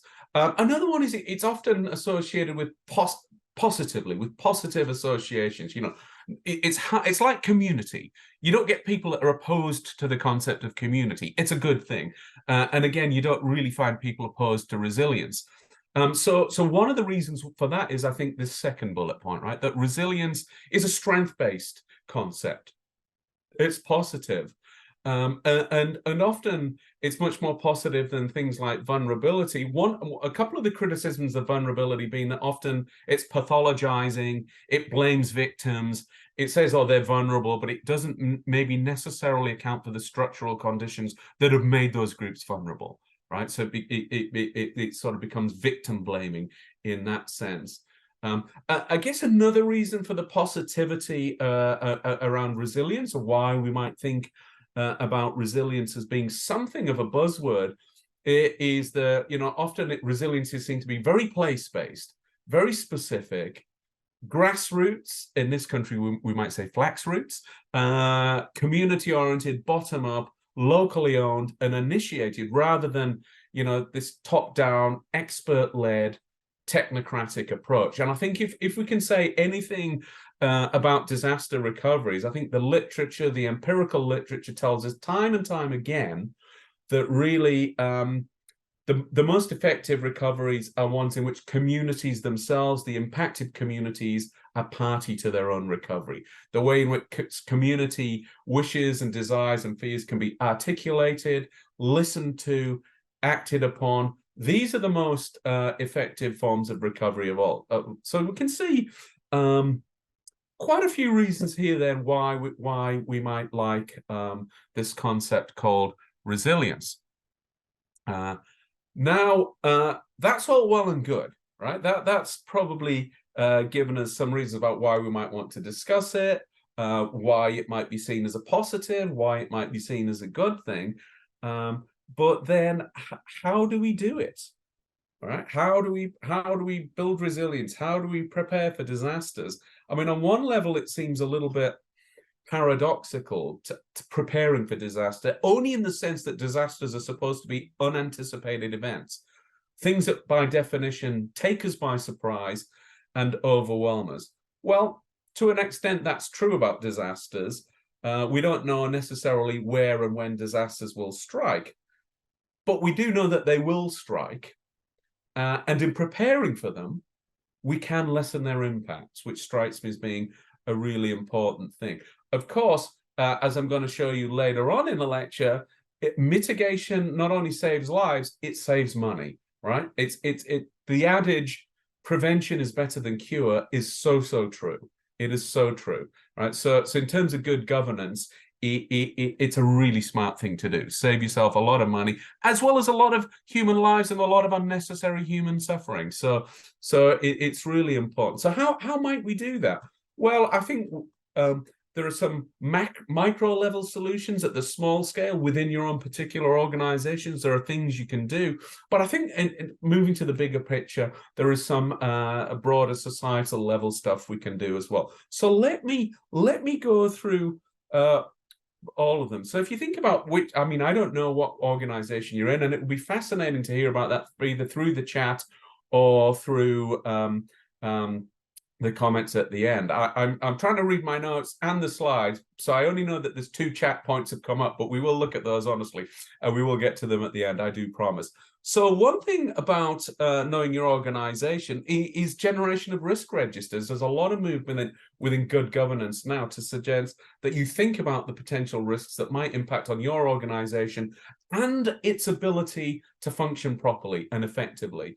And so thinking about what your risks might be, how you might mitigate them, or should particular disasters strike, how are you going to deal with them? You know, how are you going to be if the power goes off? How are you going to be if the Wi-Fi goes down? How are you going to be if you flood? I mean, these are things that I studied a lot in Christchurch, because people, you know, it's a wealthy city. You know, people weren't used to these things. People had no idea what to do when internet stopped working, when the telephone lines stopped working, when they couldn't text people, you know, and they were having to default to things like crayons written on paper, sellotaped on lampposts. And they had to go out into the street and do word of mouth communication. So they actually worked out ways that were effective, that were very simple and very low tech. But it took them a while to get there because, you know, they were so reliant on these technologies and so used to this stuff always working all of the time. Education, I think, is key within your organizations as well. Growing risk awareness, thinking about what you might want to do. Robust regulation is another one. Compliance and audits, very, very smart. Thinking about your organizational culture as well. So these are all points you can do in terms of knowing your organization. You know, does your particular organization make resilience central to its considerations? You know, this might sound obvious, but the bigger and more complex your organizations become, the harder all of this gets to enact. So there's a lot of evidence from the sociology of complex organizations, for example, telling us that organizations will often drift from their key aims and their key principles and even their key ethics and operating principles across time. The sociologist Diane Vaughan famously described this as the normalization of deviance. And you might cut corners and it's fine, and you cut corners again and it's fine, and you don't worry about certain safety protocols and it's fine. And then all of a sudden, the space shuttle catches on fire, explodes, and everyone dies, which was actually the case study she looked at. You know, there'd been you know, components in that space shuttle have been performing suboptimally for a long time. The O-ring seals had been leaking. Nothing had caused a problem, so then they just let it go and didn't worry about it until it did cause a problem, and then it was catastrophically bad. So the normalization of deviance is one issue that we have. There's also an issue of siloing effects, you know, when you get large bureaucracies, so particular knowledge is held in particular areas, and there's no connection between them, and people don't know that. Sometimes there's even unnecessary competition between elements of bureaucracies, or what Diane Vaughan calls structural secrecy. You know, and so where all this becomes problematic is it gets hard to get total oversight within organizations. It gets hard to get perfect knowledge within particular organizations and groups, and all of this gets in the way of resilience, gets in the way of good disaster mitigation. All of this does the opposite, right? It compounds the potential for wrongdoing. Let's think about knowing your environment just a little bit here as well. Thinking about the threat profiles that you might face in your particular public sector leadership role, in your particular area of government or administration. And then thinking about the bigger picture of where you're located. I mean, it's not just the internal culture of your organization and the way in which you do things within your organization that impacts on its resilience. There are a whole bunch of external factors, if you like, which may also impact on your organization. So think about the location of your organization. In an earlier life, I was a sociologist of science, and my co-supervisor was a professor in atmospheric physics, and he always used to laugh that the National Center of Atmospheric Research in the United States was in Boulder, Colorado, at the foot of the Rocky Mountains, in precisely the sort of place that a giant flash flood might wipe it out. And he thought, isn't it funny that all these meteorologists never thought about, where they're located, their actual agency. Thankfully that's never happened, and the NCAR is still standing. But it is telling us things about, is your organization actually located by a hazard site? Is it somewhere that's prone to floods? Is it somewhere that's prone to landslides? And thinking about the climate emergency, how are the anticipated changed weather patterns going to impact, the smooth running of your organization, if you like? It's not just the location in terms of it being a potential hazard site. It might be near what we might call iconic sites, which could become terrorist threats, which is a different type of disaster, right? Are you close to somewhere that might be a really valuable, important, symbolic target for terrorists? You may be near what we might call strategic sites, airports, army barracks, things like that come, a war or a national or international dispute could put you quite literally in the firing line. And then think about the other broader vulnerabilities in terms of what you rely on to function, like a good IT infrastructure, like a good electrical power system. Do you have backup power systems? Do you have solar? Do you have things you can default for that you can go off grid and distributed energy generation systems? I mean, what will happen then? Think about some of the frailties and vulnerabilities that COVID-19's exposed. We've worked our way around many of them now, but remember in the early phases of the pandemic, going back a couple of years, there were only a couple of places in the world that tended to manufacture high-grade medical masks. And one was Italy and one was China, and they were two of the initial hotspots of the global pandemic. So we had these massive supply chain issues. And so what we're suggesting there is then sometimes events that are quite distant can have massive impacts on you far, far away. I mean, one of the standout factoids, if you like, from the Fukushima disaster in Japan was that the first truck plant, the first automotive plant that stopped producing after the tsunami was in Louisiana in the United States, because it relied on a component that was shipped from Japan for its trucks, for the General Motors trucks. Also, Japan was about the only country in the world that produced a pigment called Xerelic. So that meant that particular color of car no longer existed anywhere in the world because they were the sole producers of it. So thinking about supply chain vulnerabilities, building in redundancy, things like that can be quite important. All right. Let's move on to the stuff that I'm probably more adept at speaking about, which is the societal stuff, since I'm a social scientist, since by trade I'm a sociologist. And a couple of great things we can do is build social capital and build social infrastructure. And we can do these in non-disaster times. And even if a disaster never comes, you will have made the world a better place. You would have made it more cosmopolitan, you would have made it more inclusive, and you would have built social cohesion. These are good things to do anyway. Right? These are important, valuable things to do in and of their own right. But believe me, the more work you do in these two domains, the more you're going to help mitigate disasters. Because in social sciences, we don't believe in natural disasters, right? We believe in natural hazards. So there are things like floods, there are things like volcanoes, there are things like earthquakes, and there are things like tsunami. But whether or not that natural hazard actually parlays into a disaster is really a matter of social arrangements and how robust and resilient our society is, who is made vulnerable, who's made protected, all of these things. So it's very much a social consideration. And if we build social capital and if we build social infrastructure, then goodness me, we're going to be so much in so much a more stronger position come any possible disaster. So if we just simply define these terms, we can think about social capital in simple ways as social connection or social networks, right?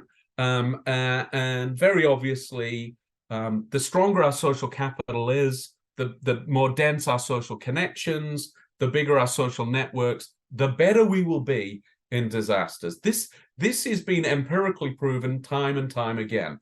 So there's an extremely famous study about the Vietnamese community in New Orleans post-Katrina and how well they did in their recovery, because they're a very coherent group organized around a particular Catholic church and a particular priest, able to leverage national networks through Asian American politicians and internationally Asian funding networks as well. So they had amazing levels of social capital and became really the paradigmatic example of how to recover after that disaster because of their dense social networks. Daniel Aldrich, if you're interested in this, is probably one of the world's most famous disaster scholars studying this. He's American-based also, but most of his work's been done in Japan. and very fine-grained, data-rich analysis. And he's looked at prefectures and particular communities and neighborhoods block by block and mapped their social capital through such things as participation in community groups, neighborhood associations, voluntary groups, things like that. Again, it unequivocally shows us that the higher your social capital, the better your networks, the more robust you'll be, the more resilient to disaster you'll be, and also the swifter your recovery will be after disaster. So for us, in any policy domain, I think building social capital is one of the more important things we can do. Conversely, if we turn that around and look at people with low social connections, poor networks, we know, again, empirically so, that these are the people that suffer most in disasters. These are the people that are most likely to be hurt and harmed and die. So one of the classic case studies here is done by an American scholar called Eric Klinenberg, and it's after the Chicago heat wave in the mid-1990s. And he calls he's a sociologist, but he called the work he did a social autopsy. And he looked at who dies in heat waves. And who dies in heat waves are generally older people who are poor, who are physically isolated, and who, for whatever reason, have been disconnected from their broader family support networks. In other words, people with low or no social capital. And so he looked at two equally poor communities side by side, North and South Lawndale in Chicago. And if you looked at their socioeconomic status and their racial status, one might predict from those things that they would be the two hardest hit communities. But one had the best survival rate and one had the worst.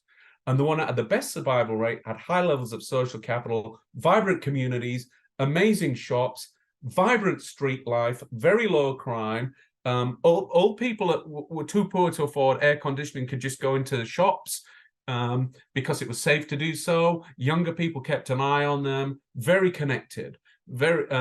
But in the community to the south, it was a zone of civic abandonment.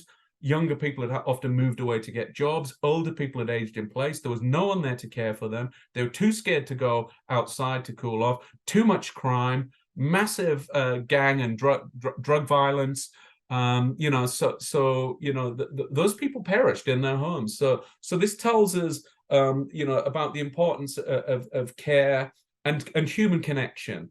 And it also tells us how local authorities and national authorities should actually invest heavily in these regions to make sure that people do remain cared for, looked after, that communities remain viable with work, with appropriate leisure spaces and things like that. Which takes us to this point that we've made there about social infrastructure. And I think a really simple way about thinking of social infrastructure is it is literally the ground on which social capital develops, right? Social capital needs space, and social infrastructure is the primary place through which we get this thing called social capital. So again, we mentioned Eric Klinenberg. He did a follow-up book called Palaces of the People. And this is his big argument about social infrastructure and its absolute importance. So he's coming from an American perspective. So, I mean, I think one of the fascinating things in our discussion at the end would be to think about, well, what in your community, what in your society, what in your country would be appropriate social infrastructure? So writing about America, Klinenberg suggests community gardens in that context. And there's great evidence that even in areas of civic abandonment where we've seen ghettoization, white flight, crumbling of buildings, high crime, you start putting community gardens in, you attract, you start seeing better mental health outcomes, better physical health outcomes, lower crime rates, greater levels of community participation, greater levels of social capital. So all of these good things come. Community gardens is one of his examples. Churches is another example he gives. Libraries is another example. Public parks, yet another example. I mentioned at the start that I look at Christchurch and how that city's put itself back together. Now, there's lots of complaints about Christchurch, lots of people upset with how the rebuild's gone, lots of people suggesting that they've not done a good job building back. But if you ask people about what's been successful in the rebuild of Christchurch, they normally say the redevelopment of the front of the water of the river. and the reorientation of the city to the river into a type of park. That would be one. Turanga, which is the central city library, and the Margaret Mayhew playground. If we think about all of those three things, they're all social infrastructure. It shouldn't surprise us that the three most popular elements of the rebuild of that city are social infrastructure. There are places where anyone can go. There are no barriers to access. There is no monetary cost to being there. And more than that, no one has to explain their presence in this space. And this is why social infrastructures are also seen as valuable, because they're seen as collecting points for diversity. They're places where people of different ages, different classes, different ethnicities, different races can interact with each other. So one of the arguments about the importance of social infrastructure is that they expose you to difference. They expose you to people who are different from you. Ideally, what that then does is build tolerance, and it makes people more cosmopolitan. These are the sorts of arguments that are there. I mean, if you think about a New Zealand context, your cultural context could be very different. But I often think in a city, in a New Zealand city, where are homeless people welcome? The only place I can think outside of homeless shelters is the libraries. Homeless people are welcome in public libraries. They can stay there, they can sleep there, they can use the bathroom facilities. No one will tell them off. They're welcome there. It's about the only place in a city that a homeless person is welcome. The rest of us pretend we can't see them. They're socially invisible. We step over them on the street, so on and so forth. So, you know, social infrastructures are often the only place where some types of people may be welcome, which is another reason for thinking about why they're valuable. The last point, and I will stop being an evangelist now for social infrastructure, but the last point I will mention about this is there is very strong evidence that social infrastructure is more important for disaster recovery than physical lifeline infrastructure. Now, what we see after every disaster is all of this money gets put into physical lifeline infrastructure, electrical wires, pipes, sewage outlets, roads. This stuff is important. It really is. But in terms of recovery, often it's the social infrastructure that's more important. And often these things are kind of intangible. You know, it's hard to measure the value of a community center. It can be hard to measure the value of a community garden. And sometimes we don't know what we've got until it's gone. In Christchurch, one of the poorest suburbs is called Phillipstown, and they decided to close the school. Well, it turns out rich people go all over cities. A city is a big place when you're rich. People go everywhere. But when you're poor, people go almost nowhere because they can't afford to. They don't have cars. Public transport's too expensive. So people in Phillipstown often didn't leave Phillipstown. So they closed the school, and that was a huge problem for the community. But when they started surveying the local community about the impacts of that, what they weren't expecting was how sad old people were. Well, old people don't have young kids at school. Old people don't have young kids. But one of their joys in their world was listening to young kids playing in the school. And feeling connected to a community beyond themselves and feeling they're part of some broader collective. So, you know, again, these are small things that we might miss and that don't necessarily get on the policy horizon, but are nonetheless there and are nonetheless real and that are nonetheless important. The other thing we might want to think about, you know, this imbalance between social infrastructure and physical infrastructure is often physical infrastructure is associated with engineers and engineering and construction, and with men, whereas social infrastructure is associated with caring, nurturing, well-being, and with women. And most societies are going to prioritize what men do and men's work over women's work, even though the women's work is more important, really, in terms of care and all the things it does. So, you know, before and after the global financial crisis, and after COVID-19, there's been some really interesting scholarship done showing that actually all this money goes into physical infrastructure. We saw it in our university and in our country where the government get all this money for what it calls shovel-ready projects. So it was willing to pump millions and millions and millions into construction. Kemi and I are kind of going to be the beneficiaries of that because we're normally in a building called the Human Sciences Building, but our university took a shovel-ready project loan off the government for $400 million or whatever it was, and are now upgrading our building.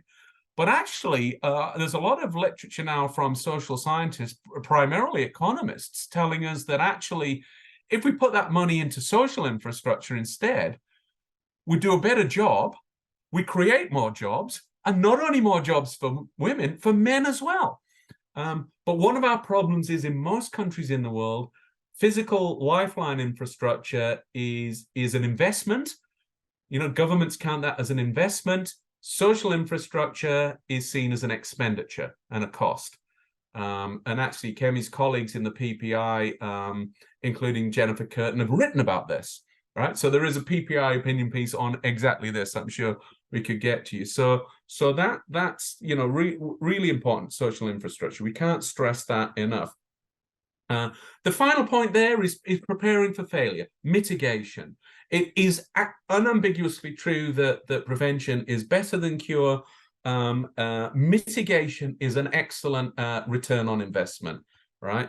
But it can be politically difficult. So, for example, there is some evidence out there, again, I could find the link and share it with you all, to suggest that politicians who spend a lot of money cleaning up a disaster are popular.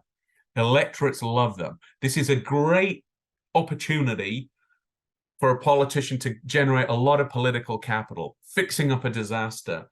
Meanwhile, the opposite holds with mitigation. Politicians who spend a lot of money and commit a lot of money to mitigation or preventing disasters don't get the same love and affection and don't get the same level of political capital. So I think one of our big challenges is how do we get these messages out about prevention being better than cure, about mitigation saving us money, and also about mitigation making the world a better place, right?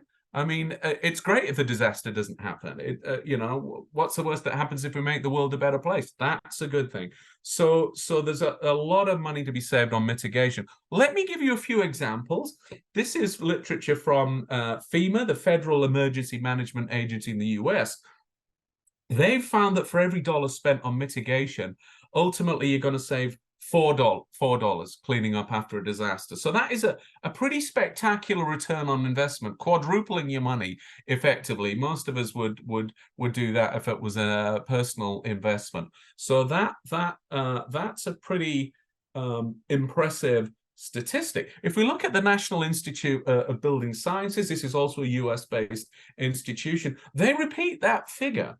But then can you see they've actually drilled down and looked at the data from a series of US-based agencies, and they've actually decided when they look at those, it's an even more favorable figure in terms of the money we're going to save. So they're suggesting that if we look at federally funded projects in these domains, that actually the savings are even greater. For every dollar we're spending up front, we're saving $6 in future disaster costs. Bear in mind as well, we're going to have some other big problems in terms of insurance and other social safety nets we use, as insurers up the world over are moving out of risk-prone areas and are refusing to insure places that they formerly did. So the mitigation becomes, I think, increasingly important. So these are important figures, you know.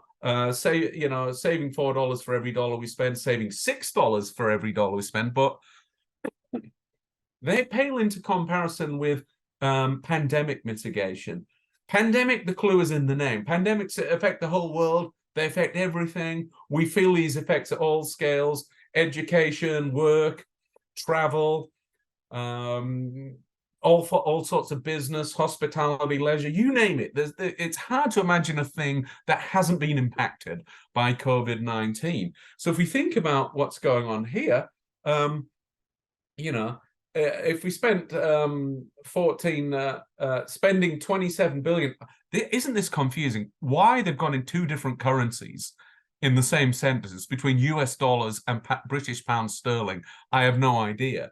But 27 billion US dollars is a tiny fraction compared to the 14.545 trillion pounds they think that they would save.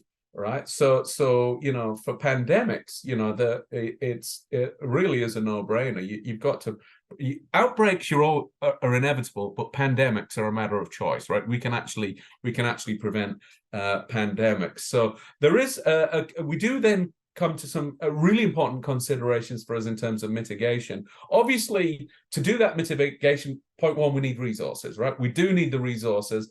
But point two, we need the political will. We need people to understand that mitigation is worth the investment.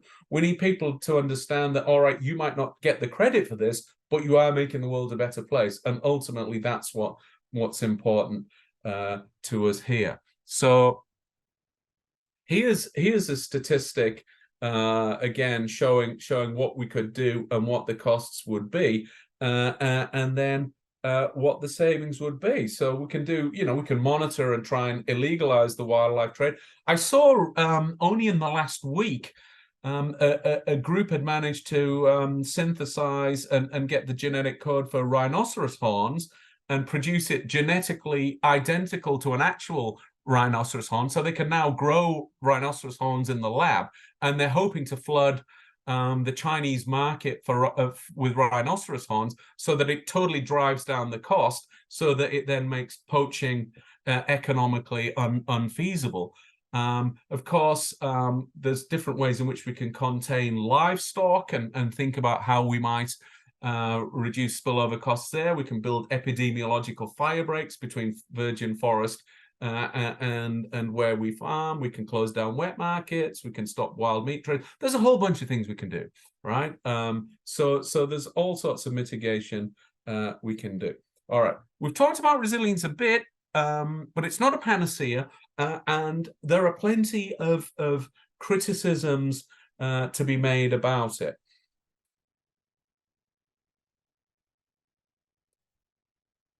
I mean, the first one is, when we look at where resilience was first used and where it was first fruitful, it wasn't in the social sciences, right? It's been used in engineering to talk about the resilience of materials, and it's also been used in ecology, right?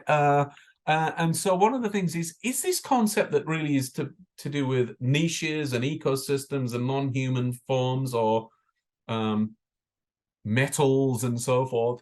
Is that something that can be usefully applied to human society? Is it something that makes sense? And I should say that even though it's something of a buzzword and even a fuzzword, the academic journal that was called Resilience doesn't exist anymore, so it wasn't very resilient. And perhaps we might think that maybe that's a sign that maybe this concept that we're calling resilience is not that useful, right? I said it's a buzzword because it became trendy. I said it's a fuzzword because often, what are we meaning by this? What is it? What is it measuring? So what are your metrics when you're talking about resilience? This becomes quite a concern. Basically, how are you defining it? Is it bouncing back? Is it bouncing forward? How are you measuring it? And this is why often you get things like number of buildings built after a disaster as your index of resilience. One of the reasons why that comes up is because it's easy to count houses. It's much more difficult to track psychosocial recovery, right? That's much more complex, right? Because people might not want to share their feelings with you. One day they're up, one day they're down. One moment they're up, one moment they're down, right? So we have a whole bunch of things going on. So what are we even talking about when we talk about resilience? And often, if you think about Sendai frameworks or big policy, often it's at a very high level of abstraction, and those policies circulate the world. How effective are they for particular communities that you want to serve, right? Or that you're part of? So then they look like they're top-down, technocratic, expert-driven things that are a little bit empty and meaningless at the local level. And of course, resilience minus resourcing is a disaster. If you've been hit by a disaster already, and you're already impoverished and you're already struggling, being told to be resilient, absent any assistance, absent any resourcing, absent any money, absent any seeds, agricultural, earthquake-proof building, whatever it may be, it is pretty difficult. Another thing is, what's the relationship to vulnerability? Often it's assumed that there's an inverse relationship between these two things. That basically, the more resilient you are, the less vulnerable you are. But work I did with a Japanese colleague, who who looked at linguistic minorities, a fascinating study in Japan, and linguistic minorities in New Zealand following the Fukushima in Japan and following the earthquakes in Canterbury, kind of complexified that, because in Japan, the linguistic minorities he looked at in those rural regions tended to be what we might call mail order brides, women that had come to marry farmers because local women had moved to cities and didn't want that life. So they were actually, by any conventional measure, quite vulnerable because they were ostracized from their own communities.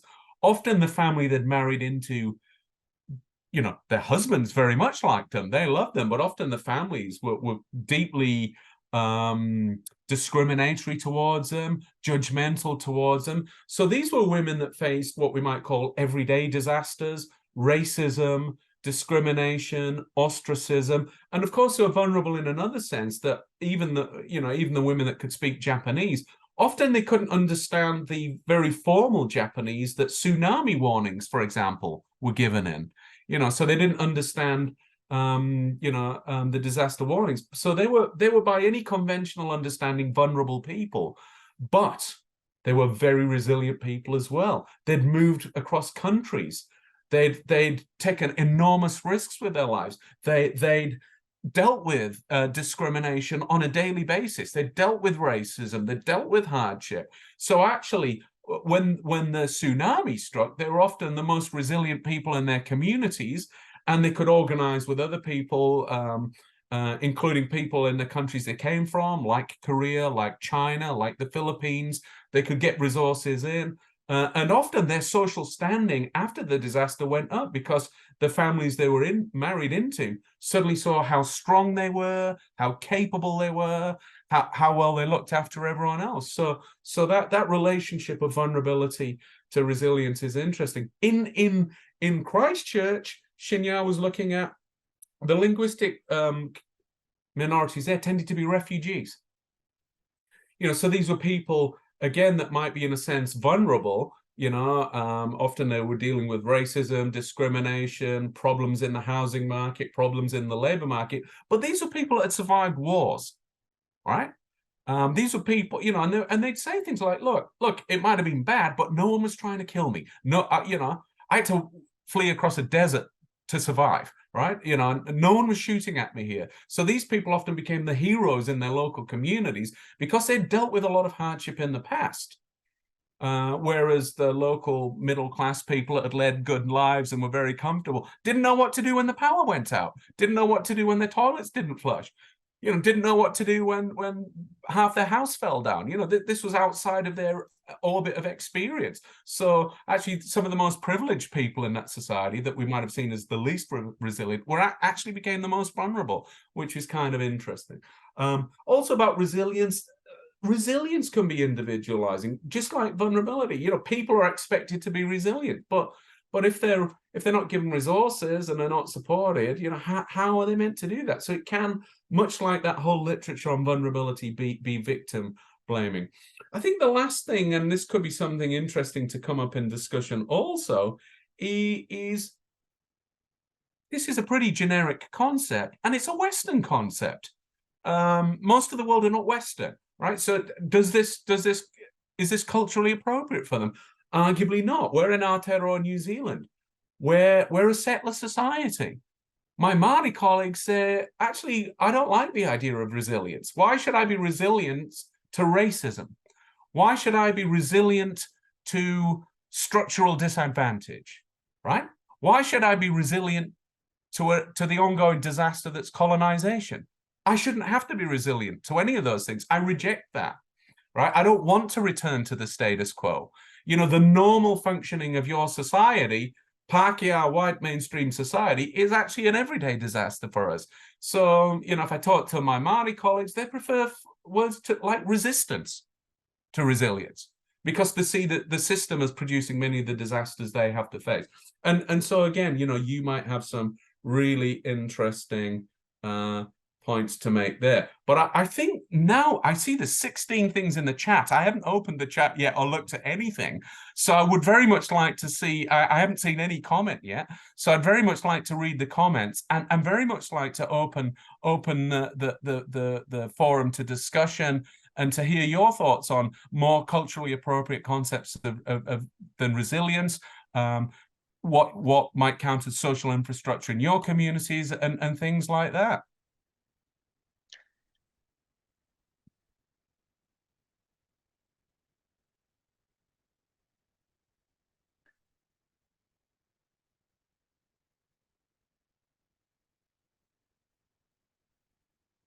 Someone was facing power challenges. Yeah. Okay. Thank you for your encouragement, Michael. I've only just seen it belatedly, but thank you for that. Oh, now there is an important question. Does preparing for disaster also include development of early warning systems? Yes, absolutely. Any form of early warning system we can get is good. And often we resort to technology and high technology. That's fine. But if you think about many indigenous communities the world over, that they have, because they've lived multi-generationally in place, they can read early warning systems through the movement of animals, the movement of tides and other things. So I think we could think about early warning systems in their broadest, most capacious sense of the word, but absolutely. And often these are, you know, we saw this tragically not before the Southeast Asian tsunami, but certainly afterwards, so that hopefully next time we'll do a better job of reading those and understanding them before they happen, because very obviously it's better to have an early warning of a tsunami and to go to high ground rather than try and outrun a tsunami wave. Interestingly, in Japan, now I've just reminded myself of something else Shinya did. Many places in coastal Japan have tsunami stones. So they're ancient stones where they put at the high point of where a previous tsunami had been. But one of the tragic things there is often these were overgrown, forgotten, vanished from the cultural memory, and communities had started building in front of the tsunami stone, particularly fishing communities. You can kind of understand that, you know, it's a convenience thing being closer to where your boats are and things like that. But there are all manner of early warning systems we could have, or in the case of the tsunami stones, permanent warning systems, right? That could tell us and warn us about these things. Oh, Michael asked another question about disasters and hazards. Are they really different? I guess in my own work, I tend to think about hazards as being natural phenomena. So I think about hazards as natural phenomena like floods, tsunami, earthquakes, wildfires, things like that. Disasters, I tend to think about human society, the impact of hazards on human societies and the role of social arrangements. So that would be the distinction I make there, if that makes sense. Oh, actually, and I see Justice, you're the next comment. You've already answered my question. Pardon me, Justice. But it appears as just a thin line used interchange. Well, I was trying to use hazards to mean natural phenomena, but if I did use them interchangeably, then my apologies, because all I've done then is confuse you all. Social infrastructure versus physical infrastructure. Yes, we can distinguish that. So physical infrastructure I think of as being things like roads, electrical power, water, sewage provision, those sorts of things, often what we call physical or lifeline infrastructures, and social infrastructures as being all of those things that foster human connection, what might we say, things that help grow acceptance and tolerance of others, openness to diversity, but really just human connection, those things that give us human connection. Yeah, okay, that might ask that one. FEMA in the US, NEMA in Nigeria. Yeah, very good. Thank you for your comment there, Justice. Very passionate. Oh, it's 8:15 at night, so I'm glad I'm passionate. These aren't my pajamas, by the way. I was just wearing a casual top, but thank you for that. Network challenge at Maya. Yeah, academic junk or is it? Yeah. Okay, you're very welcome, Michael. Did anyone want to put anything else in chat or ask a question? Or also, I'm very interested in hearing about your work and your part in the world. So please do that as well. Hello, Prof. Unfortunately, I don't have any examples that I can give from Botswana, but I think my main interest will be on the culturally appropriate resiliency. What does it mean? And does it mean that you utilize the available social cohesion which is available, or what does it mean? Maybe just ask a question and say, what does it mean? Thank you. Yeah, no, thank you. I mean, I think what we're trying to go for is best practice. And I think what best practice should be is that the impacted communities get two things. One is a decision about how they recover, and two is a decision about what they need to recover. So sometimes, yeah, those resources are going to be within the communities themselves. All communities have strengths, all communities have skills and abilities. That's good. But one of the defining things about disasters is often they overwhelm the communities they impact. To be human is to be dependent. We're all dependent on others. We all rely on others. So there's no shame in that. That's literally the human condition. So I think I would also secondarily be open to help from outside, be that regional authorities, be that national governments, or be that international authorities or international aid agencies. Let's think about it.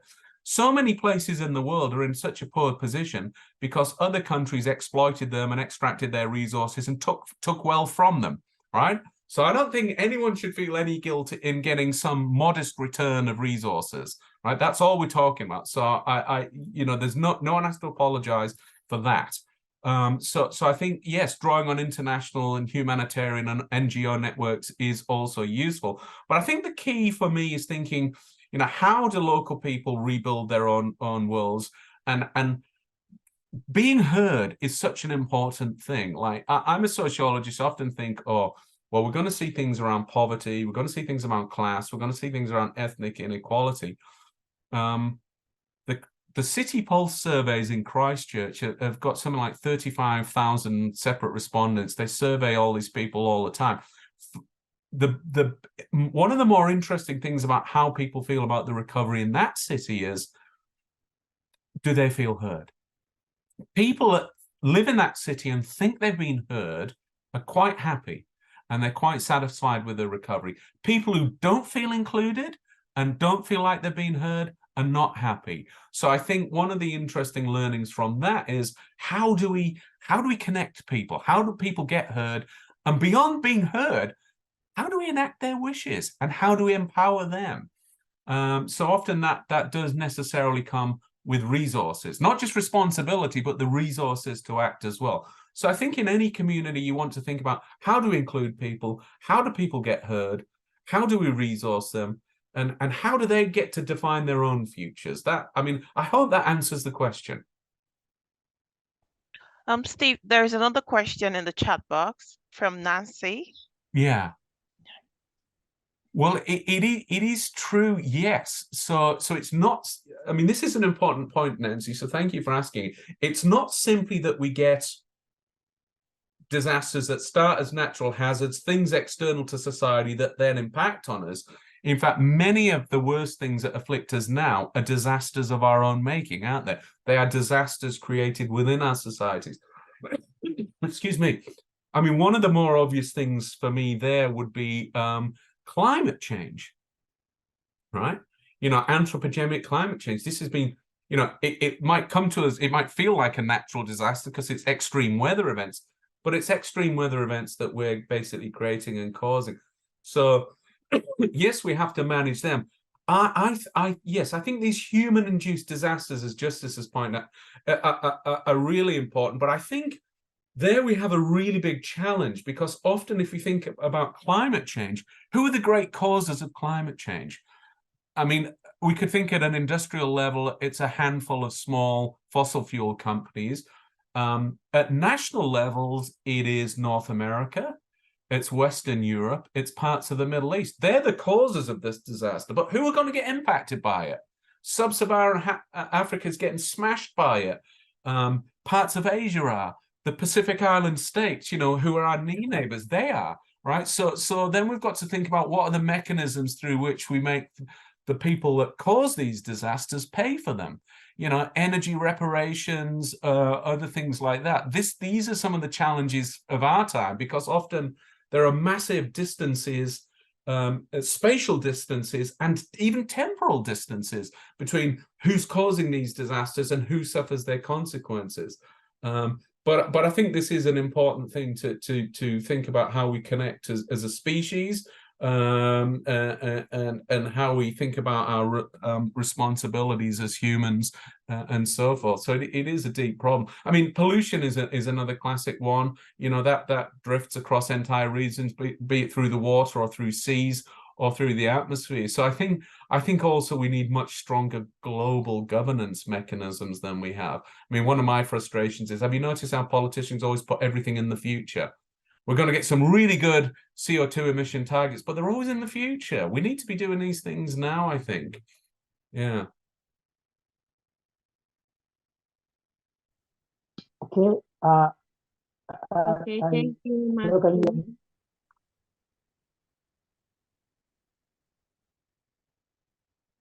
Hello. Hey, Michael. Okay. Yeah. Steve, thank you so much for this session. Good morning from here, Nigeria. I know it's night over there. You were talking about social infrastructure and physical infrastructure. Physical infrastructure being an investment, and then the other one being an expenditure. I really want to make more sense of this, because here in Nigeria, when hazards happen, it's just like you have been able to distinguish between hazard and disaster. You know, when hazards happen and disaster, you know, being the effect of the hazard on the humans. We see like NEMA. NEMA here is National Emergency Management Authority. You know, that's what we call it here in Nigeria. NEMA will rise to the occasion and then go around sharing maybe foodstuff and some other relief materials to people. And maybe state government also will go around doing the same thing to the affected people, just to cushion the effects of the disaster on them. But oftentimes, what we see is that some of these relief materials are hoarded, okay, by those government officials, rather than, you know, delivering 100% to people. Yeah, to people who are directly affected. They hoard some of them and they do whatever they want to do with them, perhaps share them and take them away. I remember there was even a time when the state governor here in Nigeria, you know, created a ministry called Ministry of Stomach Infrastructure. Okay, you know, it was saying, you know, people are hungry, and so why will you build road? Why will you do that when people are hungry? So try to feed the people first. Let them be filled first before you now talk of giving them physical infrastructure. But along the line, people have come to realize that when you do social infrastructure, like here again, you have what you call social investment program, okay, whereby people are being given money, you know, to do one or two things. But it's been criticized over the years, because these monies do not get to those who are vulnerable. These monies do not get to people who are supposed to benefit from it. Rather, they get to some hands, okay. Those people who are already fed, those people who are already you know, well-to-do in society, or it gets to their family members, rather than getting to people who are vulnerable, who are already affected. So I really make so much sense from the discussion today, especially when you look at social infrastructure from being expenditure perspective, and the physical infrastructure, because physical infrastructure, as it were, will be there. People will see it, and then you know, like, more to people, rather than say them, not give them XYZ amount, which they will spend over over some days. It will give them jobs, to make them more resilient, like I said. So thank you for this session, and I really enjoy it. Thank you so much. You're very welcome, Michael. Yeah, I think one of the things about social infrastructure is if you build social infrastructure in non-disastrous times, you build social cohesion, you build social connection, you build social capital. But something I could have also said is you build trust, right? And if you start growing that, then hopefully what that then means is some of the issues you said that present around corruption, around hoarding, which are often built on distrust and lack of connection and advantage versus disadvantage. Hopefully you might eliminate some of those things. I mean, that would be the desire. But I do understand that those issues.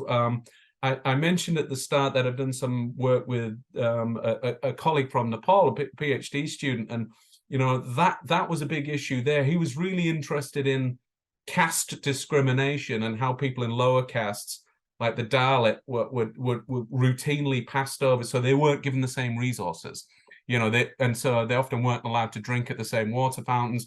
They weren't given the same sorts of loans. So often, resourcing connects with people in the top of this social strata and with the most privilege, and that just compounds issues. So this is a problem we always have to guard against in disasters, because typically disasters magnify already existing inequalities. So one of our big drivers must always be to how do we redistribute resources? How do we stop those? Yeah. And pardon me, I can see Peter's got a hand up. Peter, did you have a question? Yeah, thank you for the well done presentation. This is Peter from Ministry of Foreign Affairs from Kenya. So dating back from 13th of October 2021, the Secretary General UN said that weak governance, growing poverty, biodiversity loss, collapsing ecosystems, and unplanned rapid urbanization are all interconnected drivers of disaster risk. So my question is, how will the third world countries be able to have adequate early warning systems in regards to disaster management? Thank you. Yeah, this is a great question, and often what it comes back to is resourcing. I mean, good early warning systems cost money, but I think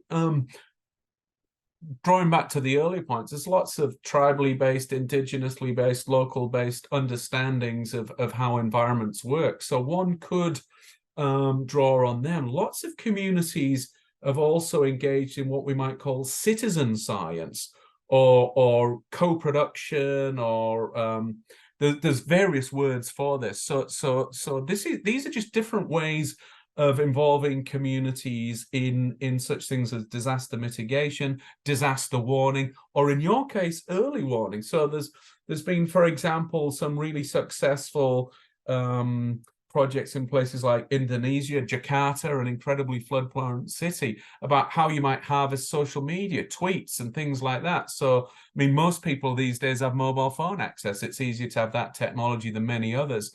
You have a GPS system in your hand, you have a communication system in your hand, you have a mass media system in your hand. So there's been, not just Jakarta, the world over, lots of really exciting ways in which one can use citizen science or people getting on their phones and sending texts or tweets or notifying authorities or websites to act as early warning systems. One of the things we have in this country is called GeoNet, and that's about earthquake risks and things like that. And they have a number that people can text if they feel earthquake tremors, so they can then help them also track how deep and how severe things are. So there are some kind of low cost, innovative, and even inclusive ways in which we might want to do disaster mitigation. But it is true that we do go back to these issues around resourcing, planning, good governance, excuse me, and also political will. So I think a lot of our job as educators, as people who are strategically located in public governance, as academics, is to just continually reinforce the message that disasters are increasing in scale, in cost, in complexity, in severity, in frequency, right? So we're going to have to deal with this more and more, and we've got to get that message out continually that mitigation is the key, right? And that actually, yes, even if it costs a lot of money, yes, even if it takes a lot of resourcing, it's a prudent investment. It's going to save a lot of pain, harm, and cost down the track. And also in the process, if we build social cohesion, if we build trust, if we build social capital, we're making the world a better place anyway. So I think that would be my answers again to that.